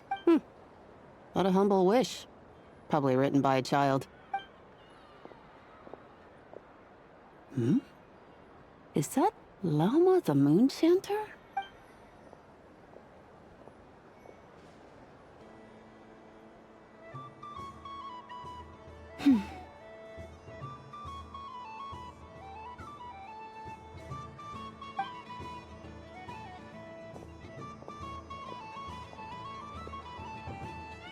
I wish that the long plume ibises would stop biting me. Oh dear, poor Llama. All right, I'll write that one down for you. I got it. While everyone else is celebrating Moon Prayer Night, you're as busy as ever. I don't mind. It's rewarding work. A good kind of busy. My antlers are at their heaviest tonight, and the Kuvaki waves are especially strong. But as I help these dear friends hang their wishes up, I feel a great peace within myself that is hard to describe. You see, they are all such beautiful wishes, and they are ones that we can fulfill by our own strength. Do you blame me, Llama? I want to hear your honest answer. It is by the help of so many people that I can return to the moon. But I feel as though I've hardly done anything in return. You've done plenty, Columbina. I say this in earnest, both as someone who knows your history, and also as a friend who has seen what you've been through. What about as a moon chanter? I feel proud to honor our moon goddess's wish. And I'm sure any moon chanter in history would have felt the same way. Thank you for your kind words, Llama. But... Since you asked for my honesty, I won't lie to you. My feelings are mixed right now. Besides pride, I also feel... I suppose it's a reluctance to let go. Once you return to the moon, we will be far apart and separated by a false sky. I'm sure those of us left behind will gaze up at that sky, yearning for the moon once in a while, just as you used to do. I will miss you, Llama. I will miss you all. I hope to stay in touch. I will try and find some way to send messages down from the moon. Perhaps you could use Kuvaki. I've heard Yehoda say that signals can be sent using long and short waves, or strong and weak lights. That sounds a little complicated. What if we forget what the signals mean? We could prepare a codebook beforehand, but... You're right. It wouldn't really suit you. Still, whatever happens, I believe that you will find your own unique way of communicating with us. And now that I think about that, my heart feels lighter. Because you trust in me? Yes. I have faith in you, and in the power of truth. In my experience, the truth tends to be difficult, but that's what makes it stand out from what is false. So I'm confident that your thoughts and your love will shine through the curtain of lies. We will know it when we see it. Thank you. Now, could you help me hang up my wish? Is this? I wish that all who dwell in this moonlit world can find a place to belong. And I wish that I shall one day see my friends again. It's 2 wishes. I hope that's not too greedy of me. Not at all. And I think you speak for us all with the second one.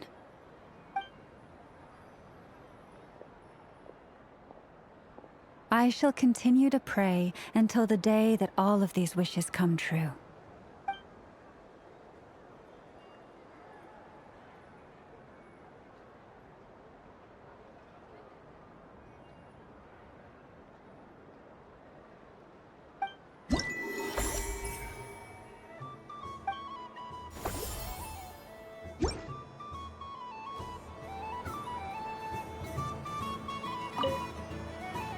Yes.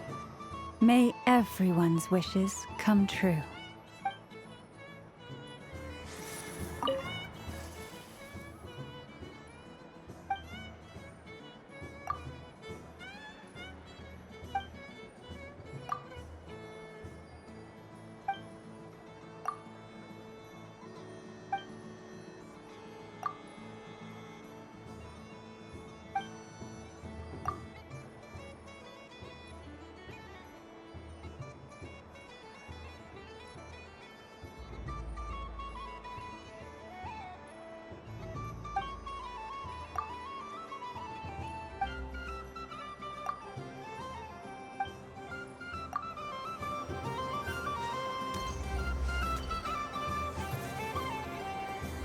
Sunny days! I prefer sunny days. Ah, well, you are as warm as the sun itself, Moon Goddess. Very well. I believe your spirit animal has to be this most adorable chic badger. Wow! Thank you, Mr. Talking Magic Lamp. Have a very happy festival, Moon Goddess. Lance? That's you, isn't it? Shh.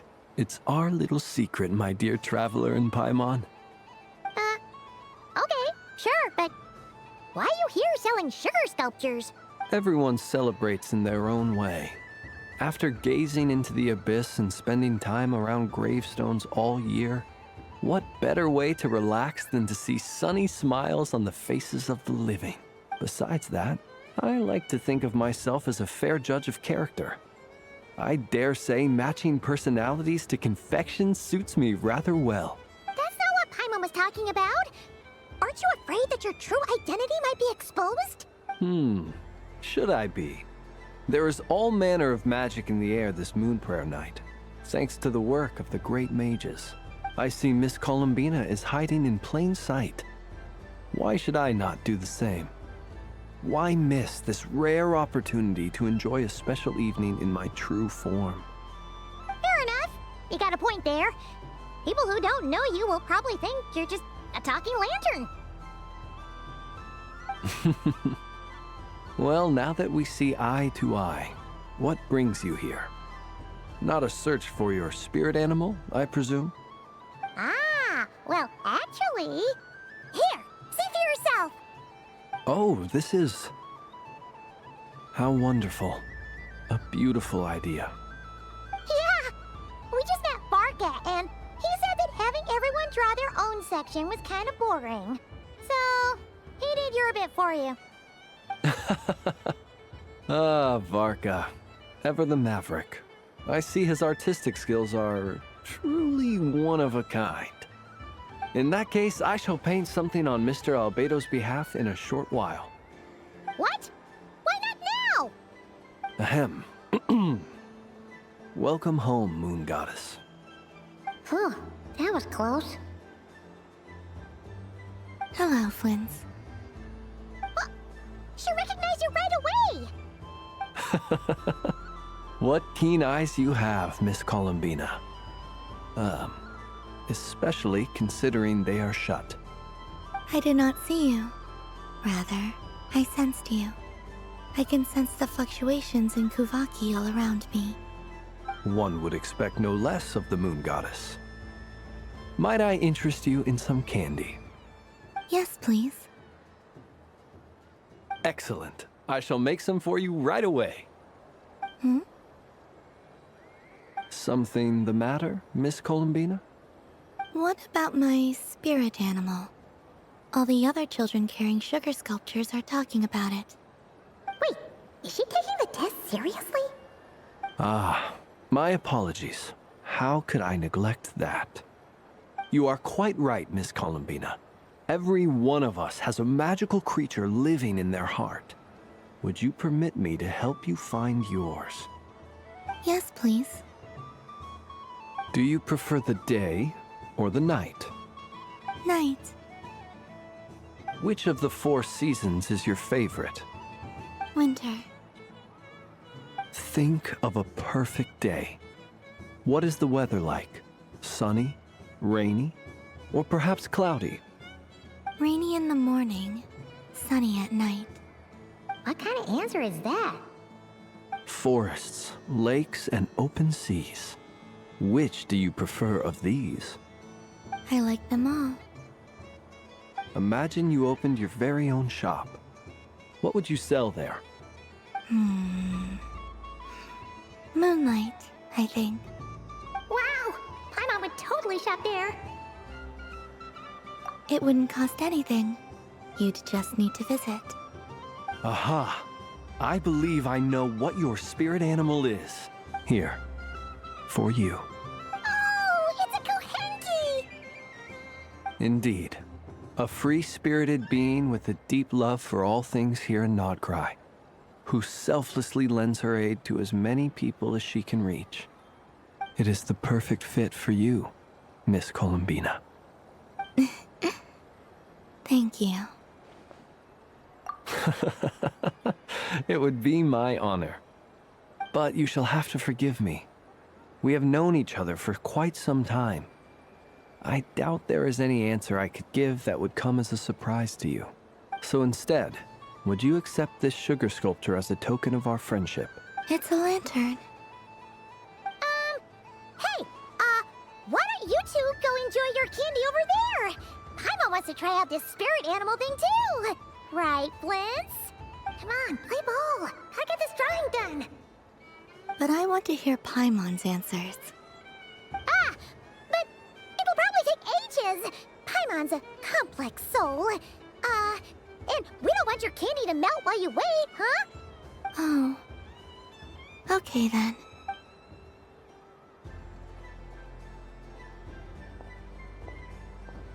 Phew. Nice excuse, Lady Paimon. That was some quick thinking. Yeah, no thanks to you. A little help next time?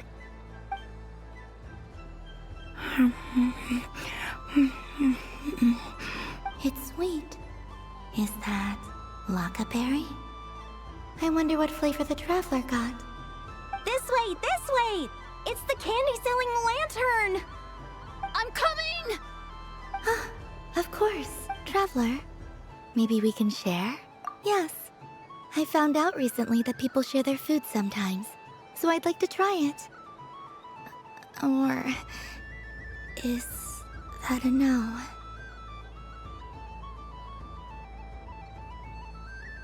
Thank you.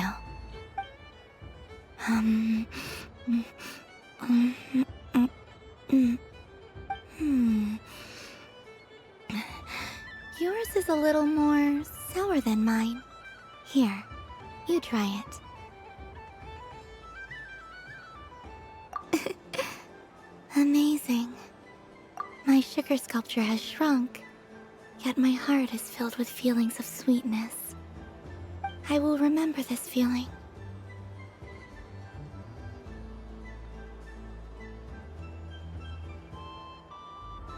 Sure.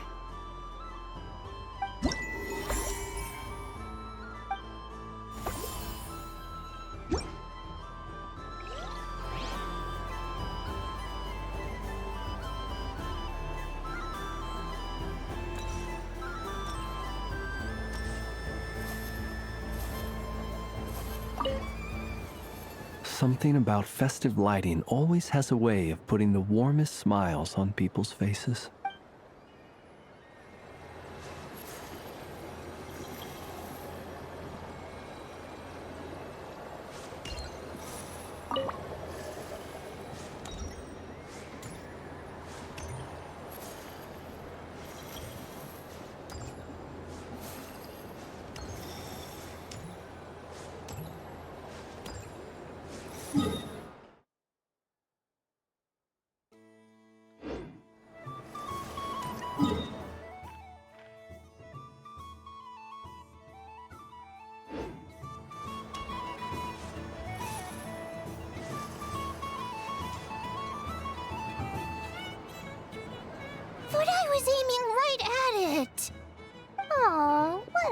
pity. I saw it with my own eyes. You were so close. So very close. That's not true. It dodged out of the way right as I was about to snag it. I'm sorry? You heard me. This paper frog can move. I swear.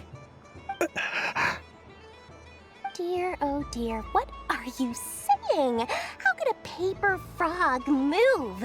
Unless you believe there really is magic in this world. But even if I, the mere humble merchant that I am, knew such magic, surely I would not use it on a paper frog. I'd sooner give Mora legs, so he could walk right into my purse. My dear, dear customer, why not have one more try? This time I'll give you 12% off, a very generous discount for one of my most regular customers. Just think about how much experience you have under your belt now. You're sure to win the next one. Darn, I used up all my coins. I'll be right back. Just gonna fetch some more from my house. Take your time, but don't take too long. This event is Moon Prayer Night only.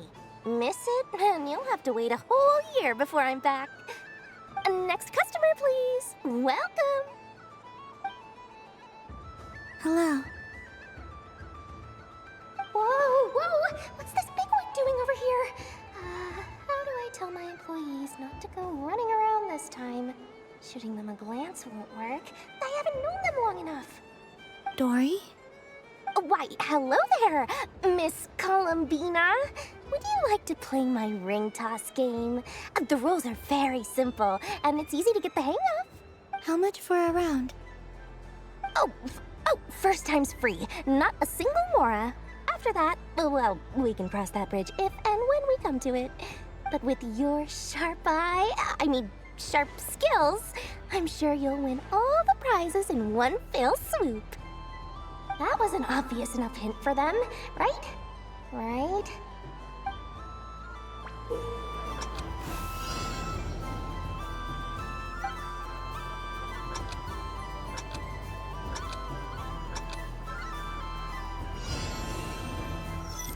Here comes the ring!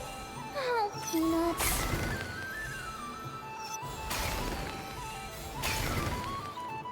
Change tracks. Roselle, should we move or not? Just a tiny bit. All right, then I'll... Oh, sugar plums, not the clock hands. How do I move the legs again?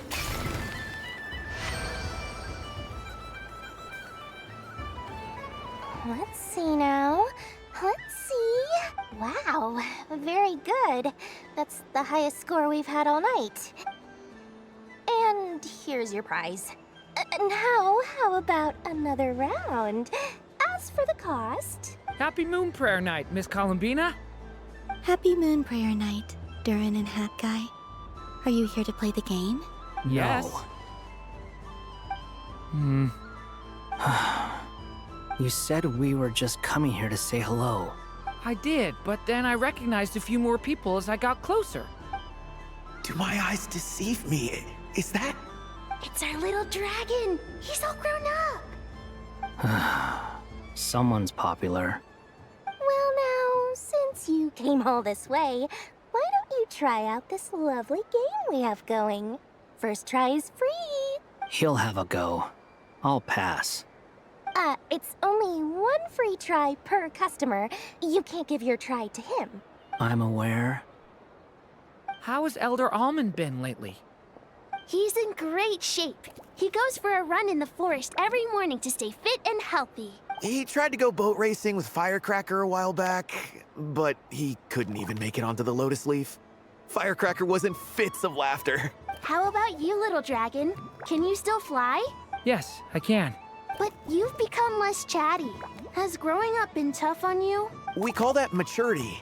You know, the thing people sing about. The knight wields a sword of stone to defend those hearts that are made of gold. Stone is very heavy. That's what keeps him from talking too much. That's awesome! I want to be a knight when I grow up too. Ring, here I come! Ha!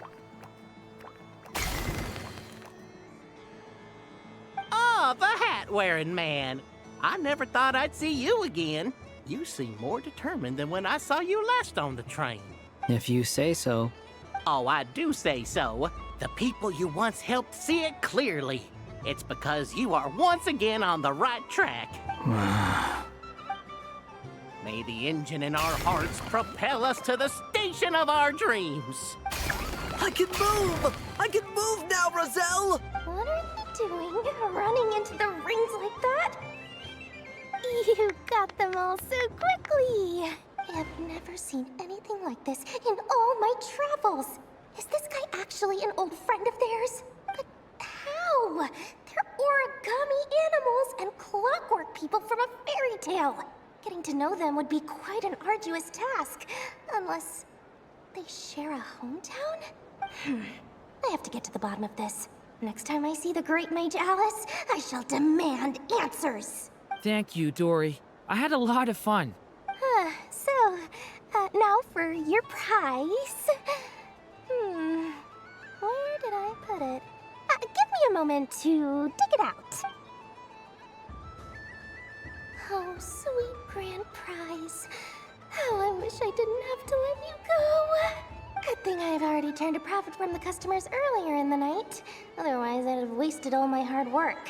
Okay, I'm back. What? I leave for 2 seconds and someone's already claimed the grand prize? Oh, well, these things happen, you know? Perhaps you'd be interested in one of the other prizes instead. We've got all kinds of wonderful goodies here. Is this the thing you wanted? Here. You can have it. Huh? But... Don't worry about it. It will be happier with you. Oh, thanks so much, Miss. Moon Goddess. Oh, goodness gracious, Columbina. Give me strength. How am I supposed to make any more money from this child at this rate? Daddy, look! That's the game I was telling you about! Forget it. She is the Moon Goddess after all. I'll think of some other way to swing this. Maybe I can try to hook this new kid. Huh? Oh, someone already won the grand prize. You can take mine if you want. What? Why? Why are all these bleeding hearts coming here to ruin my business? Happy Moon Prayer Night, everyone. Happy Moon Prayer Night.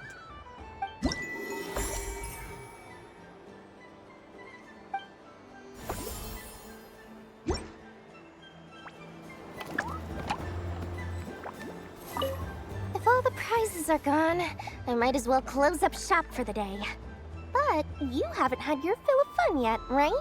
So the next time a customer shows up, you're going to have to run faster, all right? And remember, run out of the rings, not into them.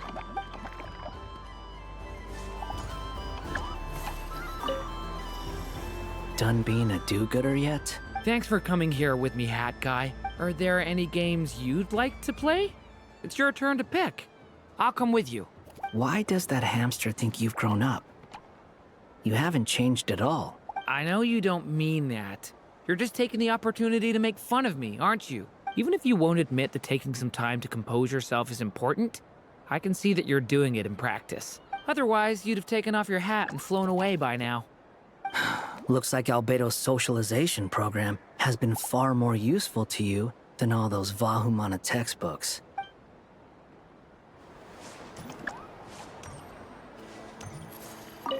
Happy Moon Prayer Night, adventurers. May you have a lovely evening.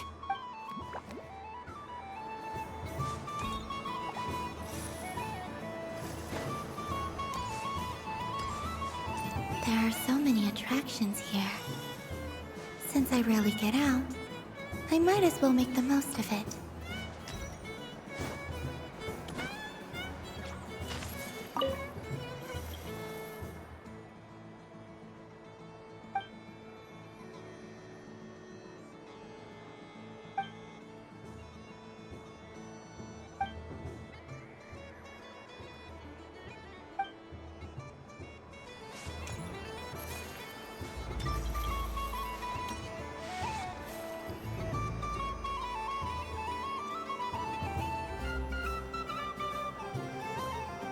doesn't make any sense. How am I losing every single time? Wait, Inefa, you're cheating, aren't you? Yeah, that must be it. I am not cheating, Aino. Uh-oh, sounds like Inefa's turning into a big baloney bot. I think it's time for some serious maintenance. Moon Goddess, help me. Miss Columbina, Aino is attempting to cheat. What the? I'm not the cheater. You're the cheater. How dare you throw it back at me?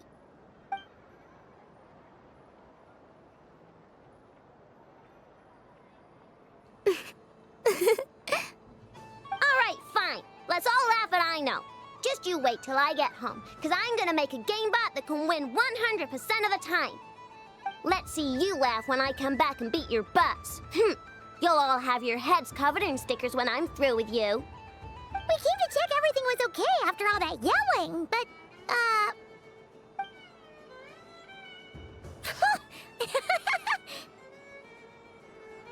Whatever it is, it sounds like cheating is allowed. Kuhenki concentration. Each player starts with differently colored kuhenki. Each round, they draw one kuhenki from their opponent. When a player has two kuhenki of the same color, they make a pair and can be discarded. Any that can't form a pair must be kept. The round ends when a player can't form any more kuhenki pairs, and that player gets a sticker.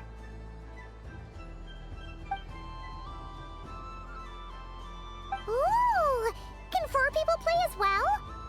That is fine, so long as the turn order is fixed beforehand.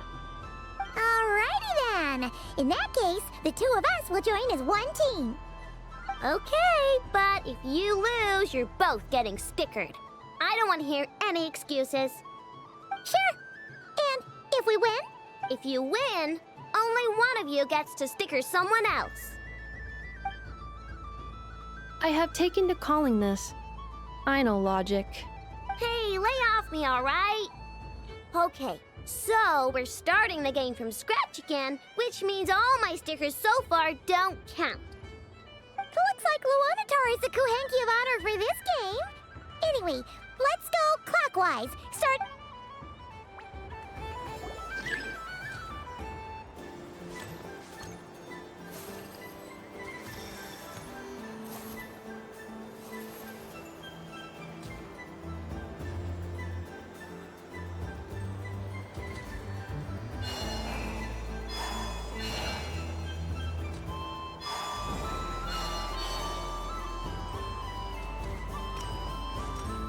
Nice! That's a pair!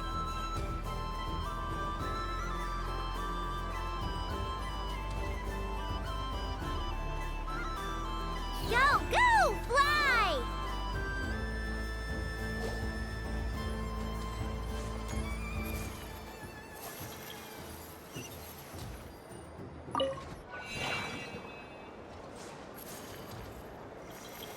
Go on.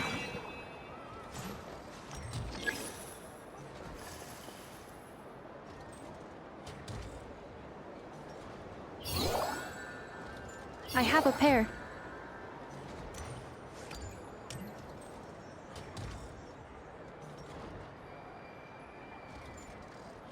Uh-oh! We've got to pick up the pace!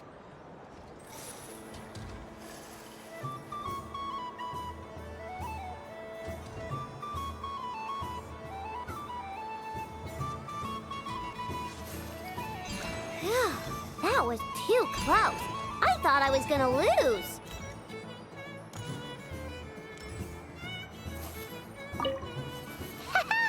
Let's see who's gonna be the unlucky one!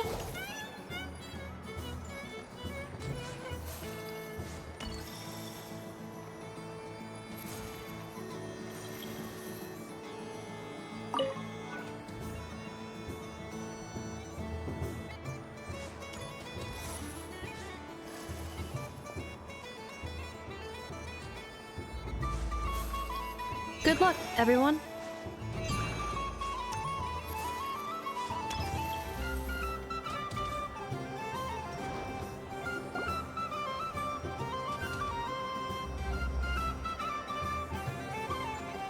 Let me pick a good one. What's it gonna be? You're looking very pleased with yourself there. What happened to being a huge Grumposaurus? I won. Duh.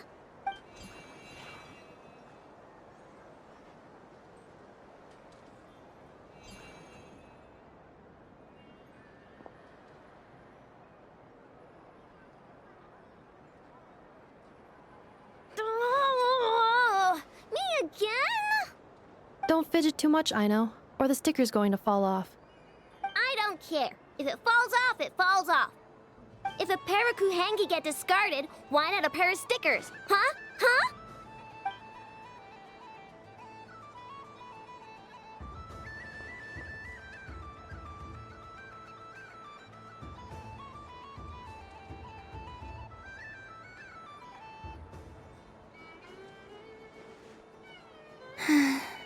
I've lost.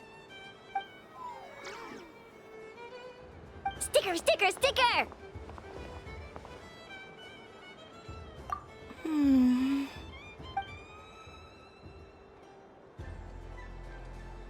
Cute! You think so? Shame. I can't see it for myself.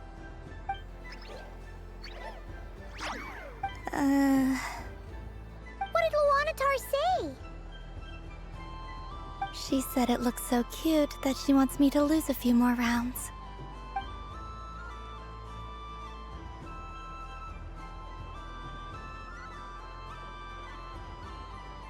Who put these stickers on Paimon's eyebrows?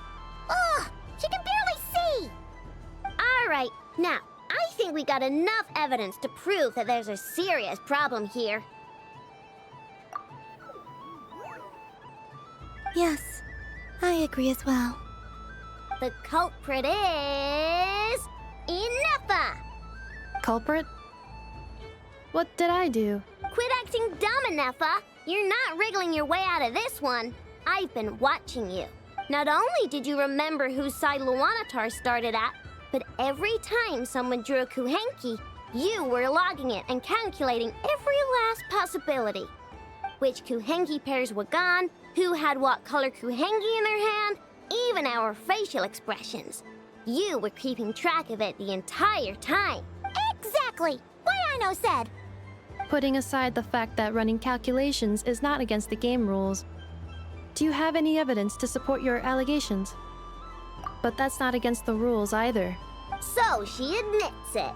She certainly does. Alright, everyone grab a sticker. It's time to get Ineffa back. But... Take that!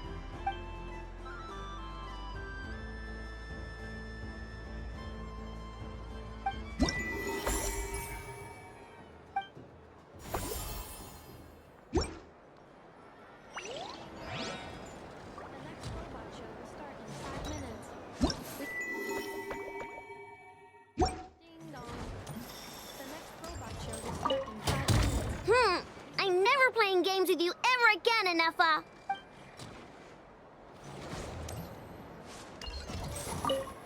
Aino is throwing a tantrum again. I believe it will take 3 Krumkakes to constitute a suitable peace offering.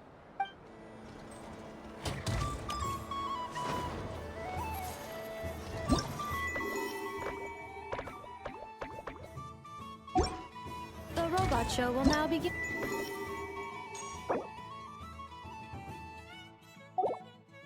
The robot show will now begin. Yep.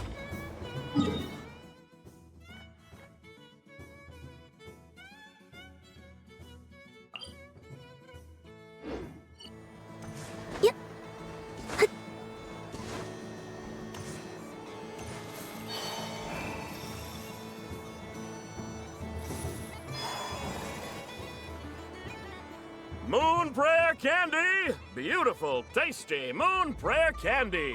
Buy a whole box, share it with your friends and family! Candy? To share? I wonder what flavors everyone would like. Welcome home, Moon Goddess. Fancy a box of Moon Prayer Candy? Sure.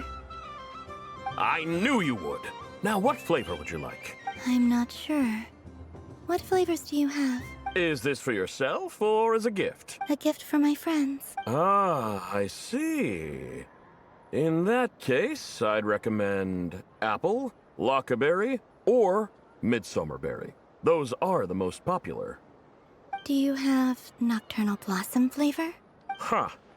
I've seen couples give those as gifts before, but I did not know they were edible. No? Okay then. Moonfall silver? You did say this was for friends, right? Maybe smetana then. Hey, now that's a creative idea! I've never tried it before, but if you're happy to wait, I can see about whipping up a batch on the spot. While we're at it, you got any other ideas?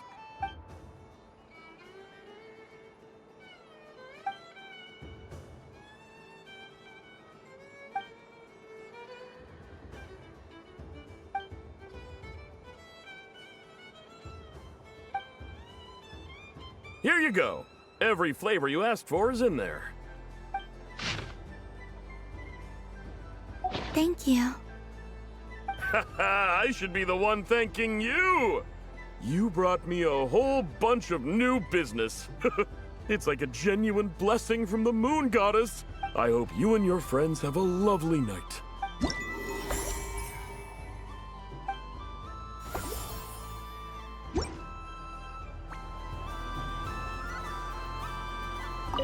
Assorted Moon Prayer Candy!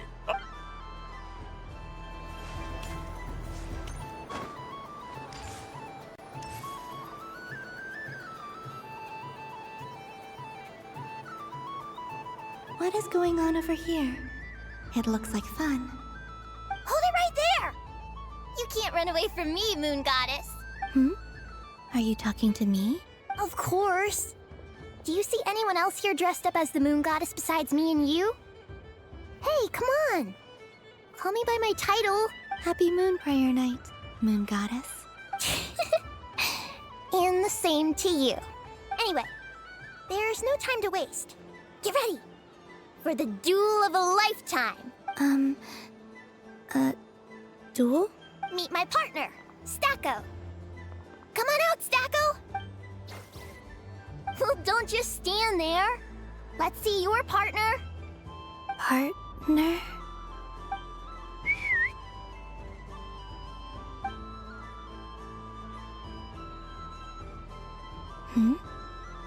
So I need to select a partner and command them in battle. Partner. I need a partner.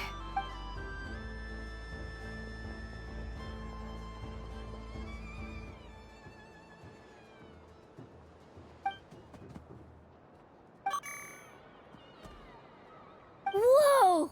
Am I seeing things? Where'd you get a Kuhenki? They're super rare. That's great. But you can only bring one partner to battle against me and Stacko. No ganging up allowed. They all look so eager to be picked. Which one should I choose? This one usually lives in Nasha Town. She likes falling asleep to the sound of striking hammers. And I bet she's quite familiar with robots' weak spots.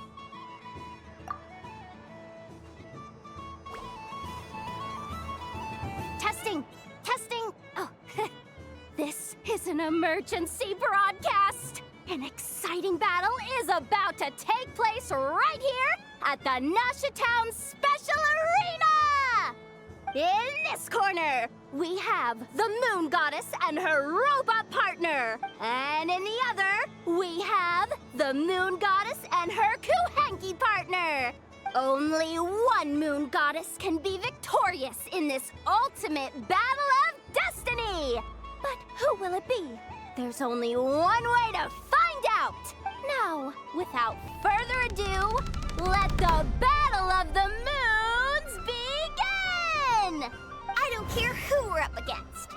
Stacko and I ain't gonna lose. Let's strike first. Stacko, formation shift. Ho ho ho! The robot has kicked things off with a change of formation. But how will this affect the battle? Nobody knows. The other party chooses to attack! Let's see how their partner performs!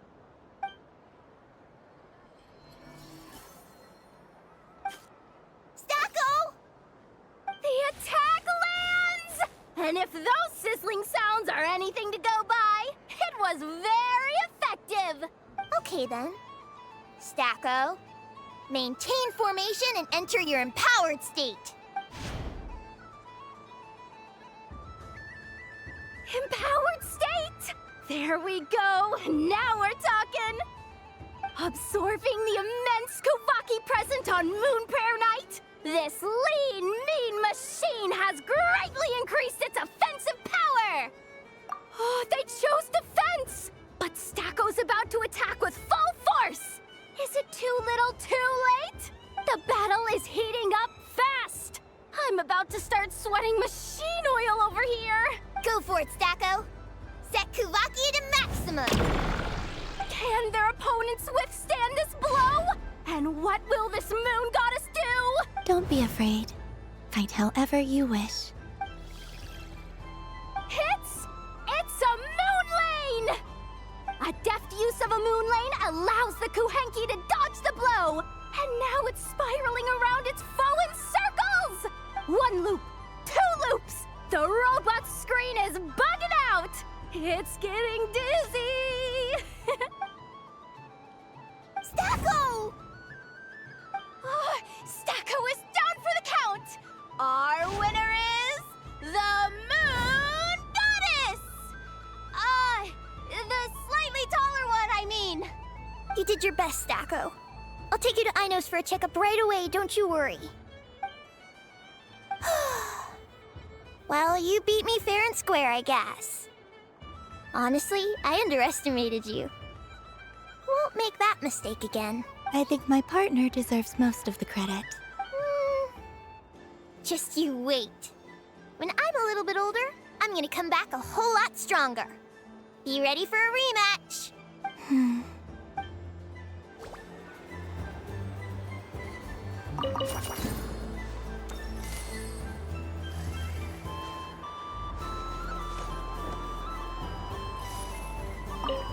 gonna come back a whole lot stronger.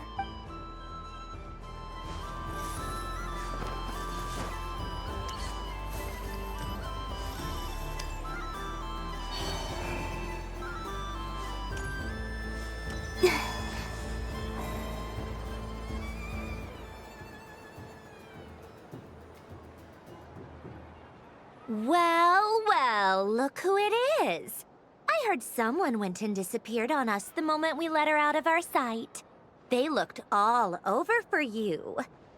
Frankly, I didn't think you'd be back for Moon Prayer Night. Were you worried about me, Sandrone? You would like that, wouldn't you? Do you even hear what you're saying? It seems to me like you disguised yourself with festive headgear, just so that you could come see me on Moon Prayer Night and make sure I'm okay. You didn't even bring Polonia with you. You? I thought you couldn't see. I cannot. But I sense the confusion of those around us rippling through the Kuvaki currents. Based on what I know about you, let me guess what you're wearing. Is it cat ears? Shut up! I'm only here to protect the Fatui's interest in this territory.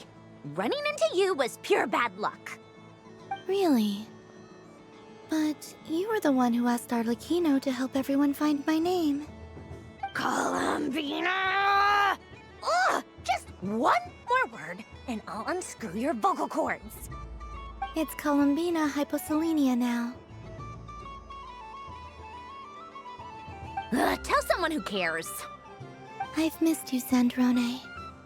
The whole time I was gone, I was thinking. I hope I get a chance to say some ugly words to you. Is that supposed to be a joke? Anyway, let's go play that game. What? You mean that frostfin whale? Yes. It's some kind of game where you get bitten if you step on the wrong tooth. Seems like fun. right mind would wanna? Because you're not a scaredy cat. Gah! Fine! You wanna play? Let's play. Don't complain when I kick your sorry butt. Lovely. You old geezer! I'm gonna beat the pants off you! Just you watch! I almost forgot. Sandrone? What is it now? You'd better not lose, or I'm going to beat your head in. What? Allow me to demonstrate since I'm feeling so nice. You just step on the teeth, like this.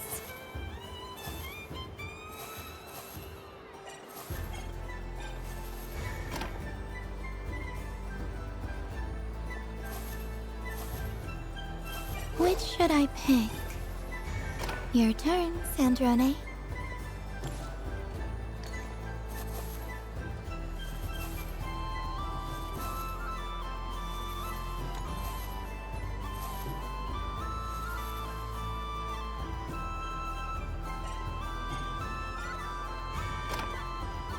Don't come crying to me if you get bitten.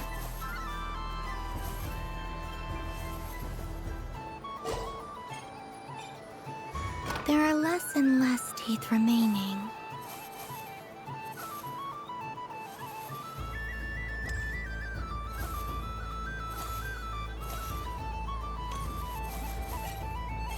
Huh? What's that noise?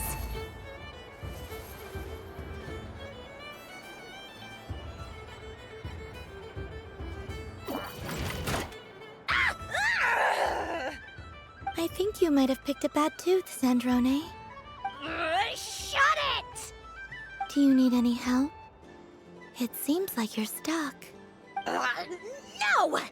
It's just a blasted toy!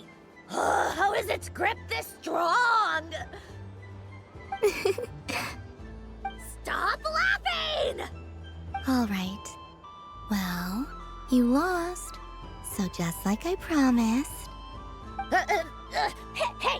What are you doing? Are you seriously? Hiya! Why you?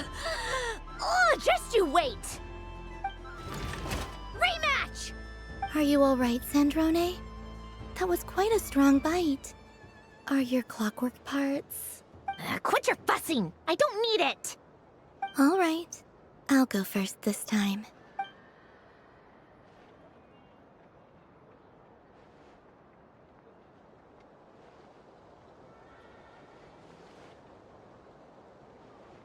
I see it now.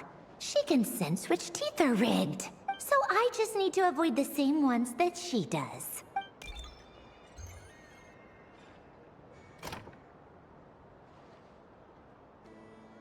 This one...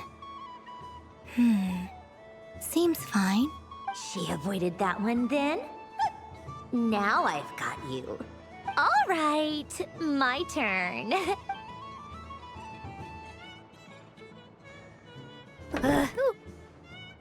What? Looks like you lost again, Sandrone. Wait! There's more than one bad tooth! Bonk.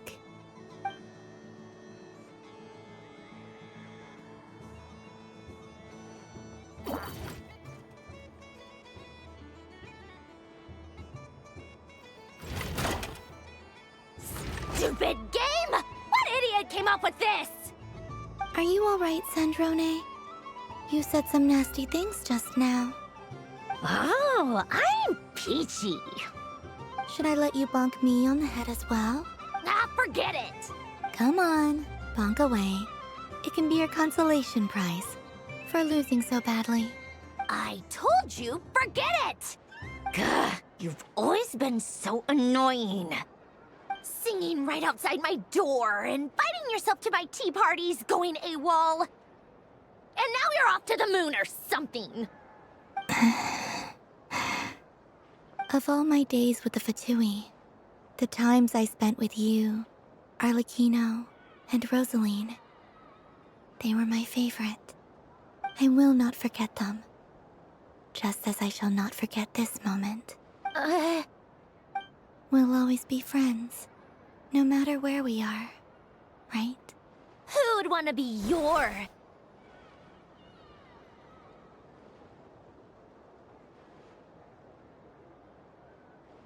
I'll miss you, Sandrone.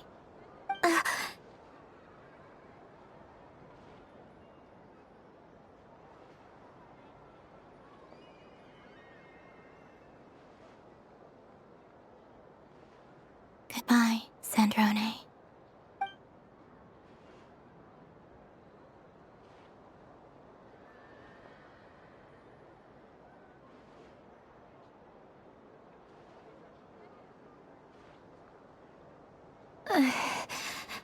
I'll miss you too, Columbina. Sorry, what was that? Ah! Ah! Yeesh! No need to freak out. What's wrong? We've been looking everywhere for you. What do you want? Oh, nice ears.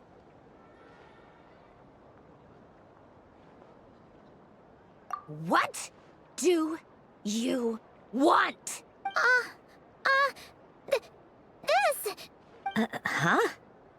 It's your turn to draw something. You're one of her friends too, aren't you? Doesn't know how lucky she is. Sorry? Nothing. I'm done. Take it. Oh, that was fast. Oh, and one more thing. Last time we spoke, you mentioned you were interested in the Narcissan Kreuz Ordo's research, remember? There were too many people when we last met, so we didn't get the chance to do this. What are you talking about?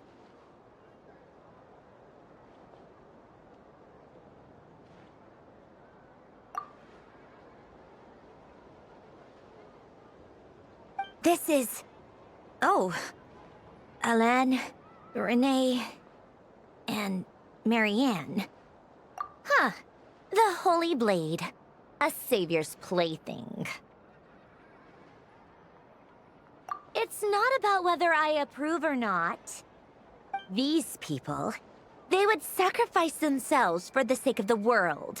Especially Alain Guillotin and Renee. That is something I would never choose to do.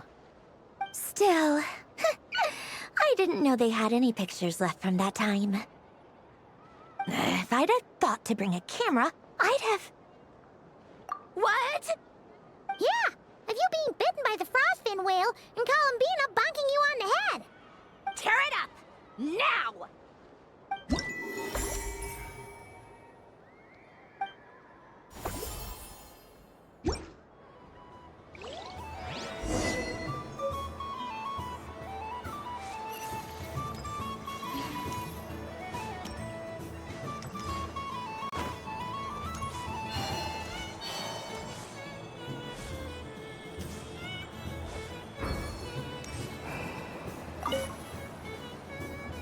Traveler. Hey there, Columbina!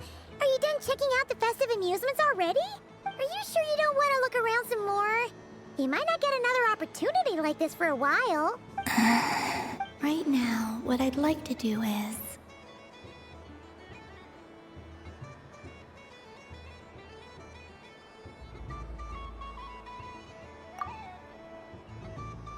Oh! Candy for us? Thanks a bunch, Columbina. Don't mind if we do. Whoa! This one's intense. But it's so tasty. What about you, Traveler? How does yours taste? Oh, sounds good. I'm on drooling now. Are there any more Smetana candies in the box? Yes, I believe so. Okay, gotcha. Let's see. Sure. This one, and yep, this one looks right too. Okay, that's 3. Here we go. 1 per person. It's so sweet.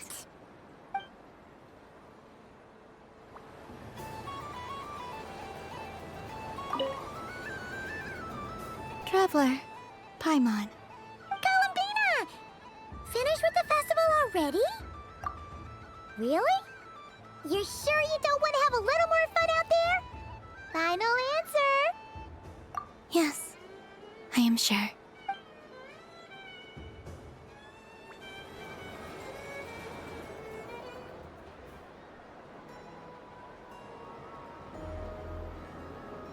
This was the most fun I've ever had on a moon prayer night. Everywhere I went, people were saying, "Welcome home," and there were friends at every turn. I only wish it could last longer than one night. Oh. Yes, you're right.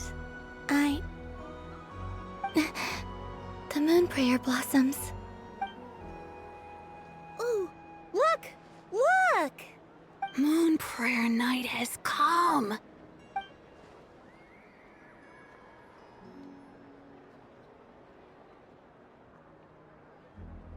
The moon. It's so beautiful. Happy Moon Prayer Night, dear. Happy moon prayer night. Happy Moon Prayer Night.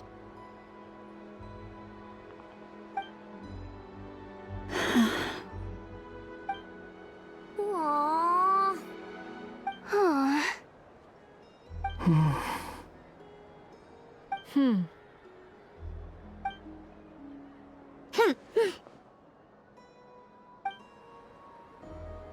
Time flies when you're having fun.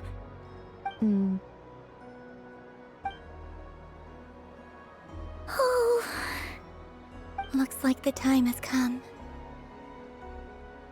Columbina. You're heading off then? Yes, to the ruins you mentioned. And from there, back home to the moon. Wait! I know? At least...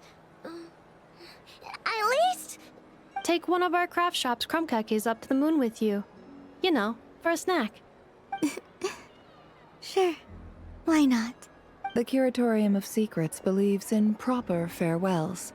No story should be left without a satisfactory endnote. Never. Farewells are an important affair for the Ratniki, too. We never know when we might meet again. Haha! And here I thought grand farewells wouldn't suit tonight's mood. But I suppose friendly passion is not to be stopped, eh?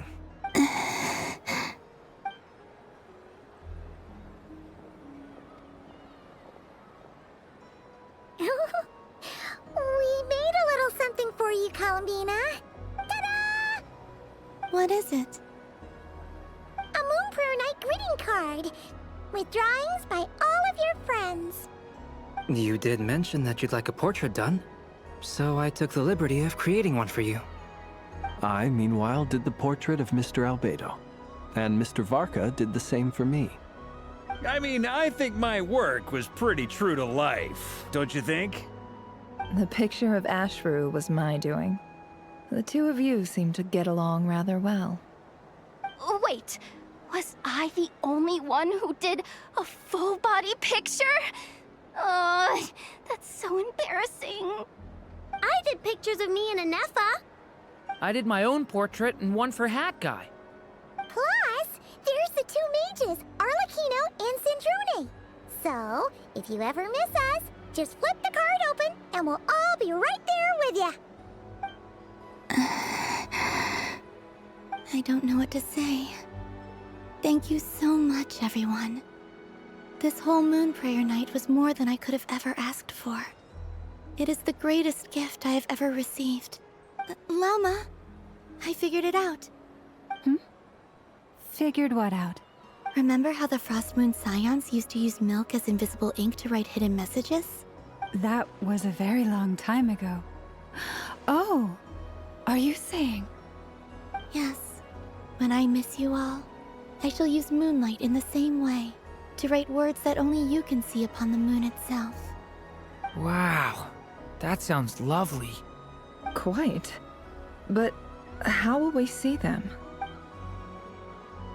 Simply open your windows on nights when the moon shines bright, and the moonlight will naturally flow towards the words I have written. That sounds most fitting indeed. Very true to form. I'll try to write them in places that won't disturb your sleep.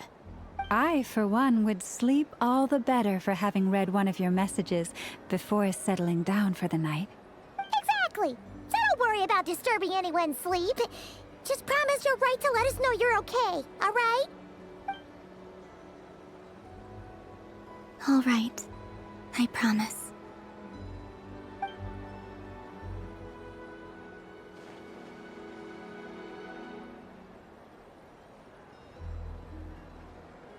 In that case, Columbina. I'm ready.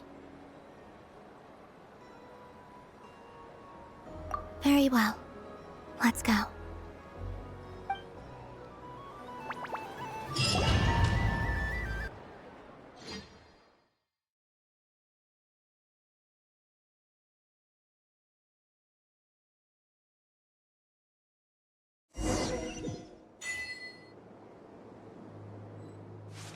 In just a few moments, I will be gone.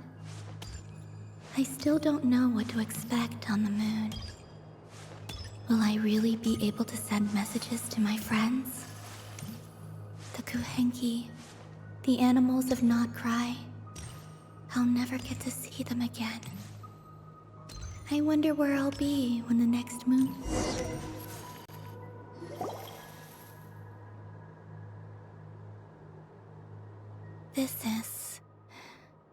This is where the people of Hyperborea used to communicate with the moons.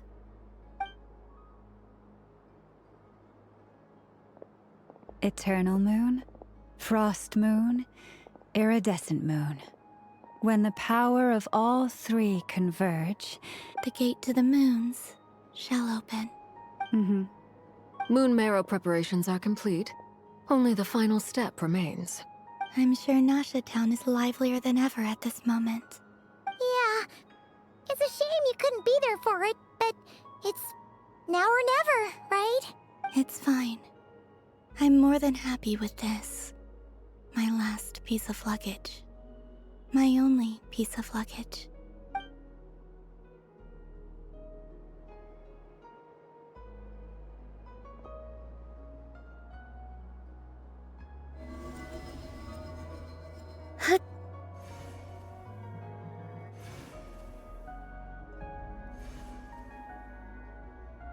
I can already feel the moon calling to me.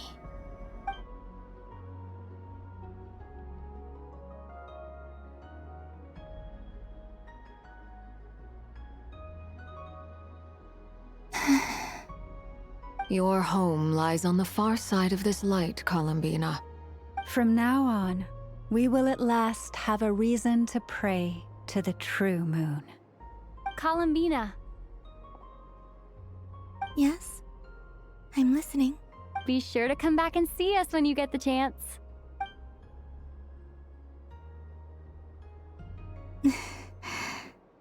Of course. But if that chance doesn't come, then remember that you have friends on this planet. People who will miss Columbina. Yes, I will. Thank you for everything you've done for me. And remember, come night or day, the moonlight shall always connect us. Well then, farewell, my friends.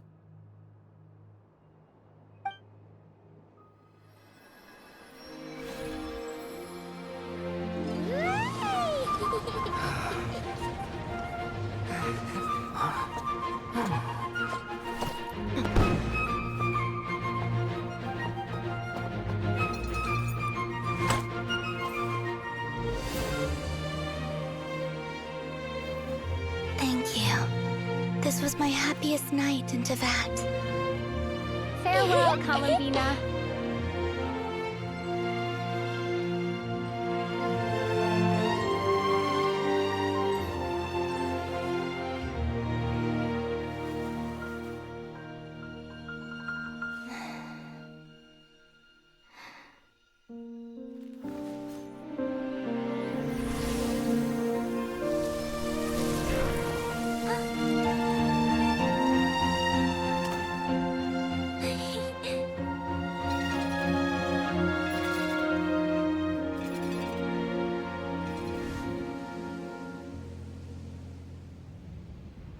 The moon really is closer than ever tonight.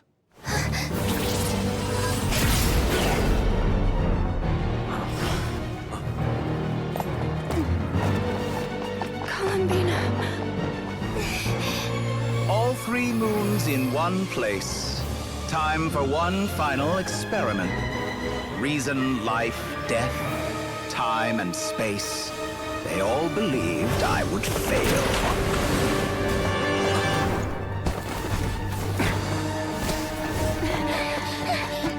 How could this happen? But Tevat's primordial power never did belong to the throne of heaven. And now, they are mine.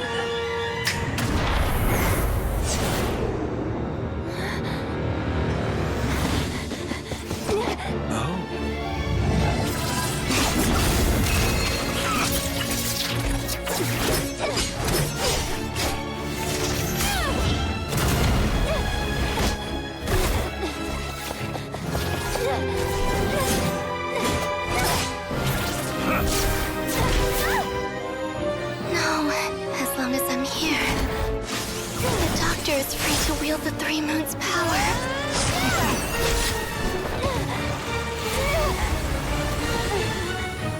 It's the only way.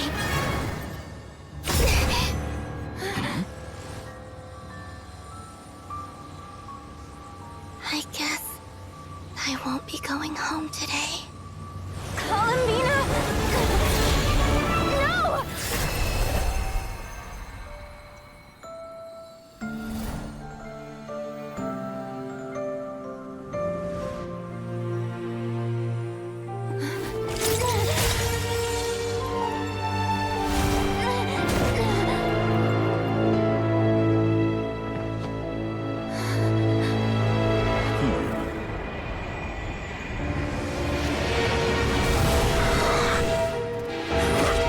Stubborn world, do not try to control me!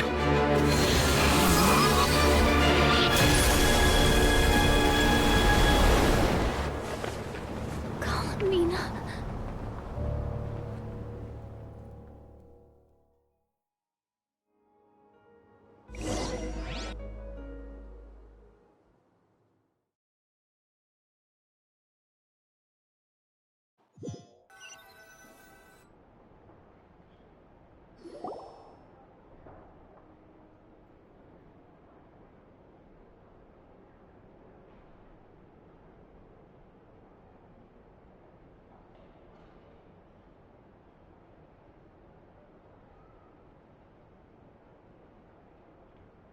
Are you all right? Do your wounds still hurt? I had someone prepare a little medicine that could prove effective. Take it if you need to. In that case, let me relate the contents of the call we made to Alice after the incident occurred. That Dottore is a crafty one.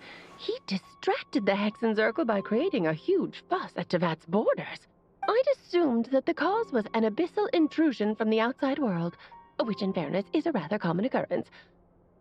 But after learning that you managed to influence the phantoms in Nodcry, I realized that perhaps this interference could have come from within Tevat instead. But we weren't able to change their fates.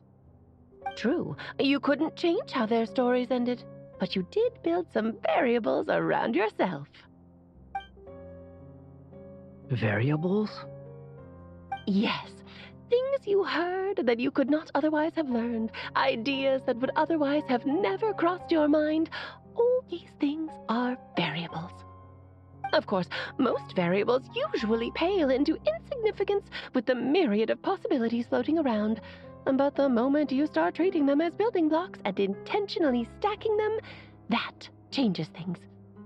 That's what Dottore did, and it's how he created the necessary conditions so that when you activated the portal tonight, it played right into his plan.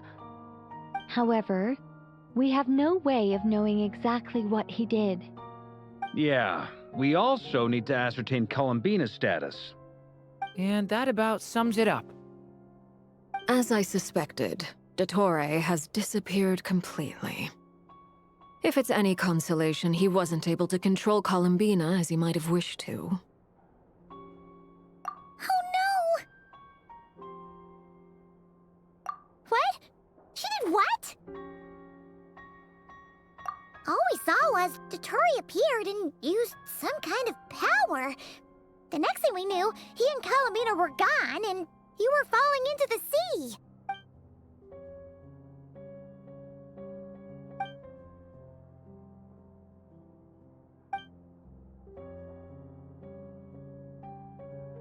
So, Columbina intentionally opened the Moon Gate and escaped into the same mysterious world as Rerir and Thalindis.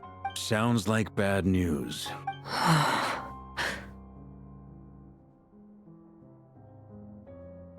Seen in that way, the trilunar syzygy and Rerir's emergence, Dottore might have been pulling the strings in both cases. According to Miss Alice, he is attempting to transcend his destiny and finish an experiment that only a god might complete. An utter lunatic. Wait a sec, where's Hat Guy? Seems like he'd want to be here for this. He took off with the Dodo communication device after we spoke to Alice. He said he had a hunch that he wanted to investigate by himself. The look on his face was terrifying. I've never seen him like that before.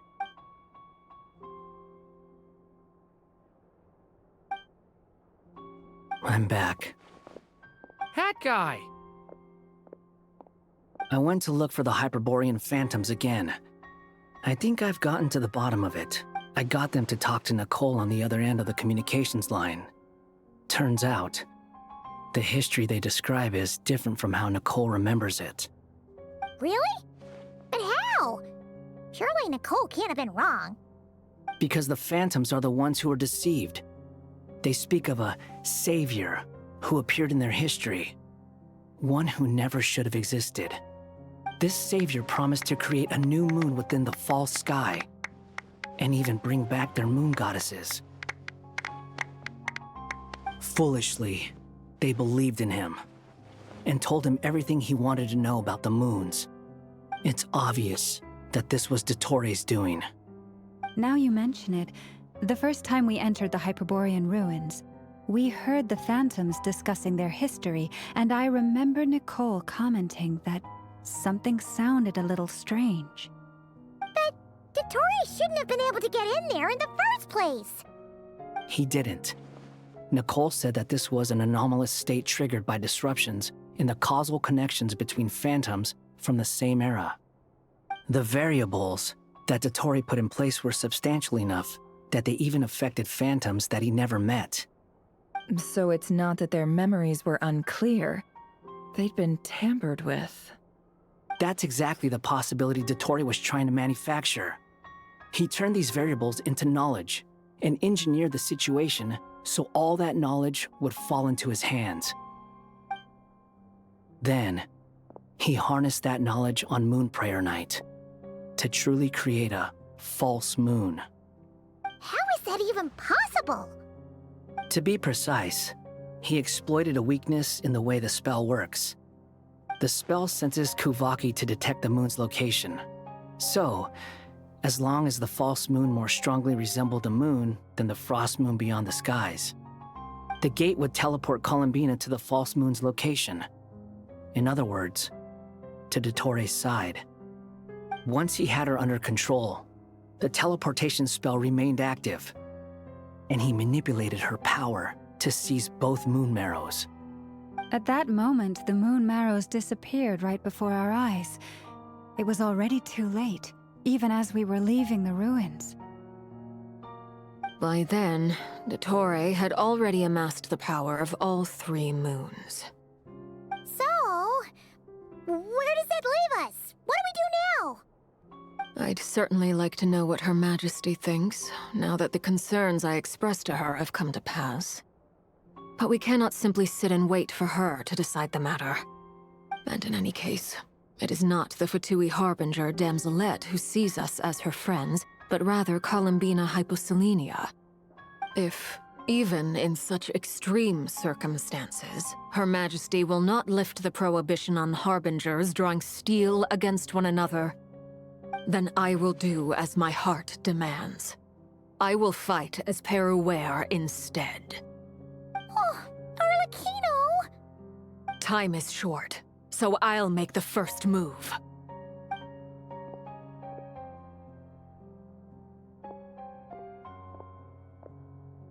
Whew. Even Arlecchino seems to be losing her cool now.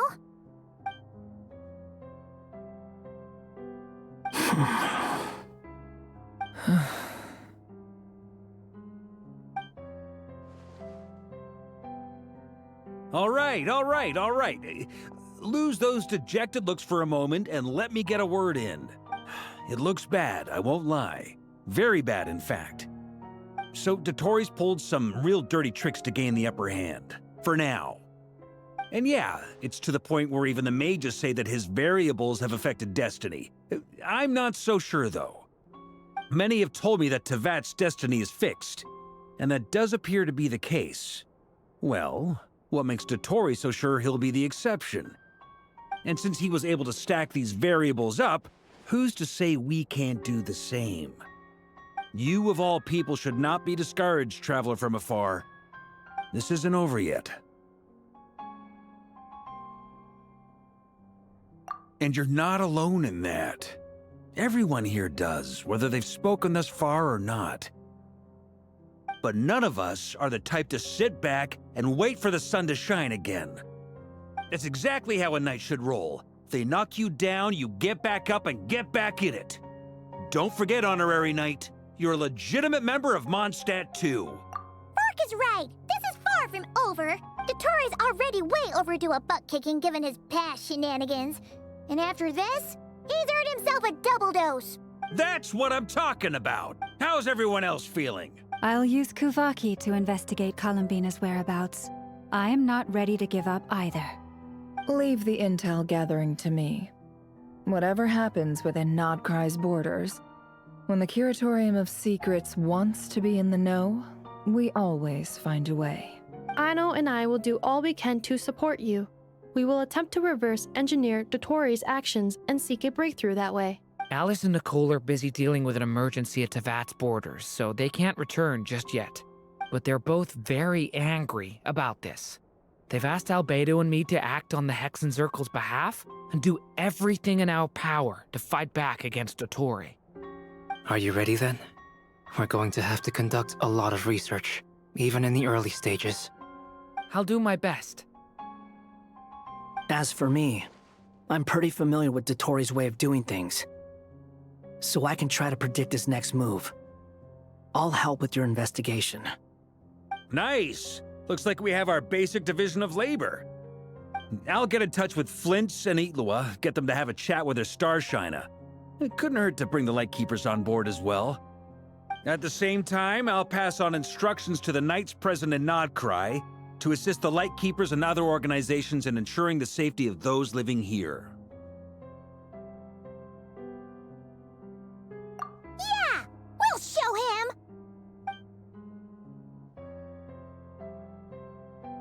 That's it then. Good luck, everyone.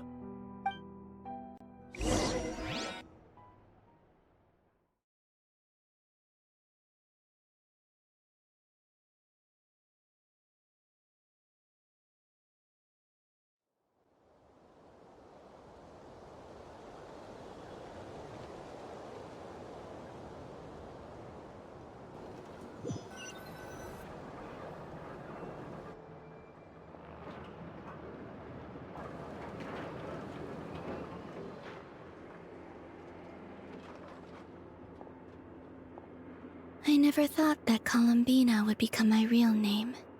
It went from being a Fatui code name to something my friends call me. And remember, come night or day, the moonlight shall always connect us.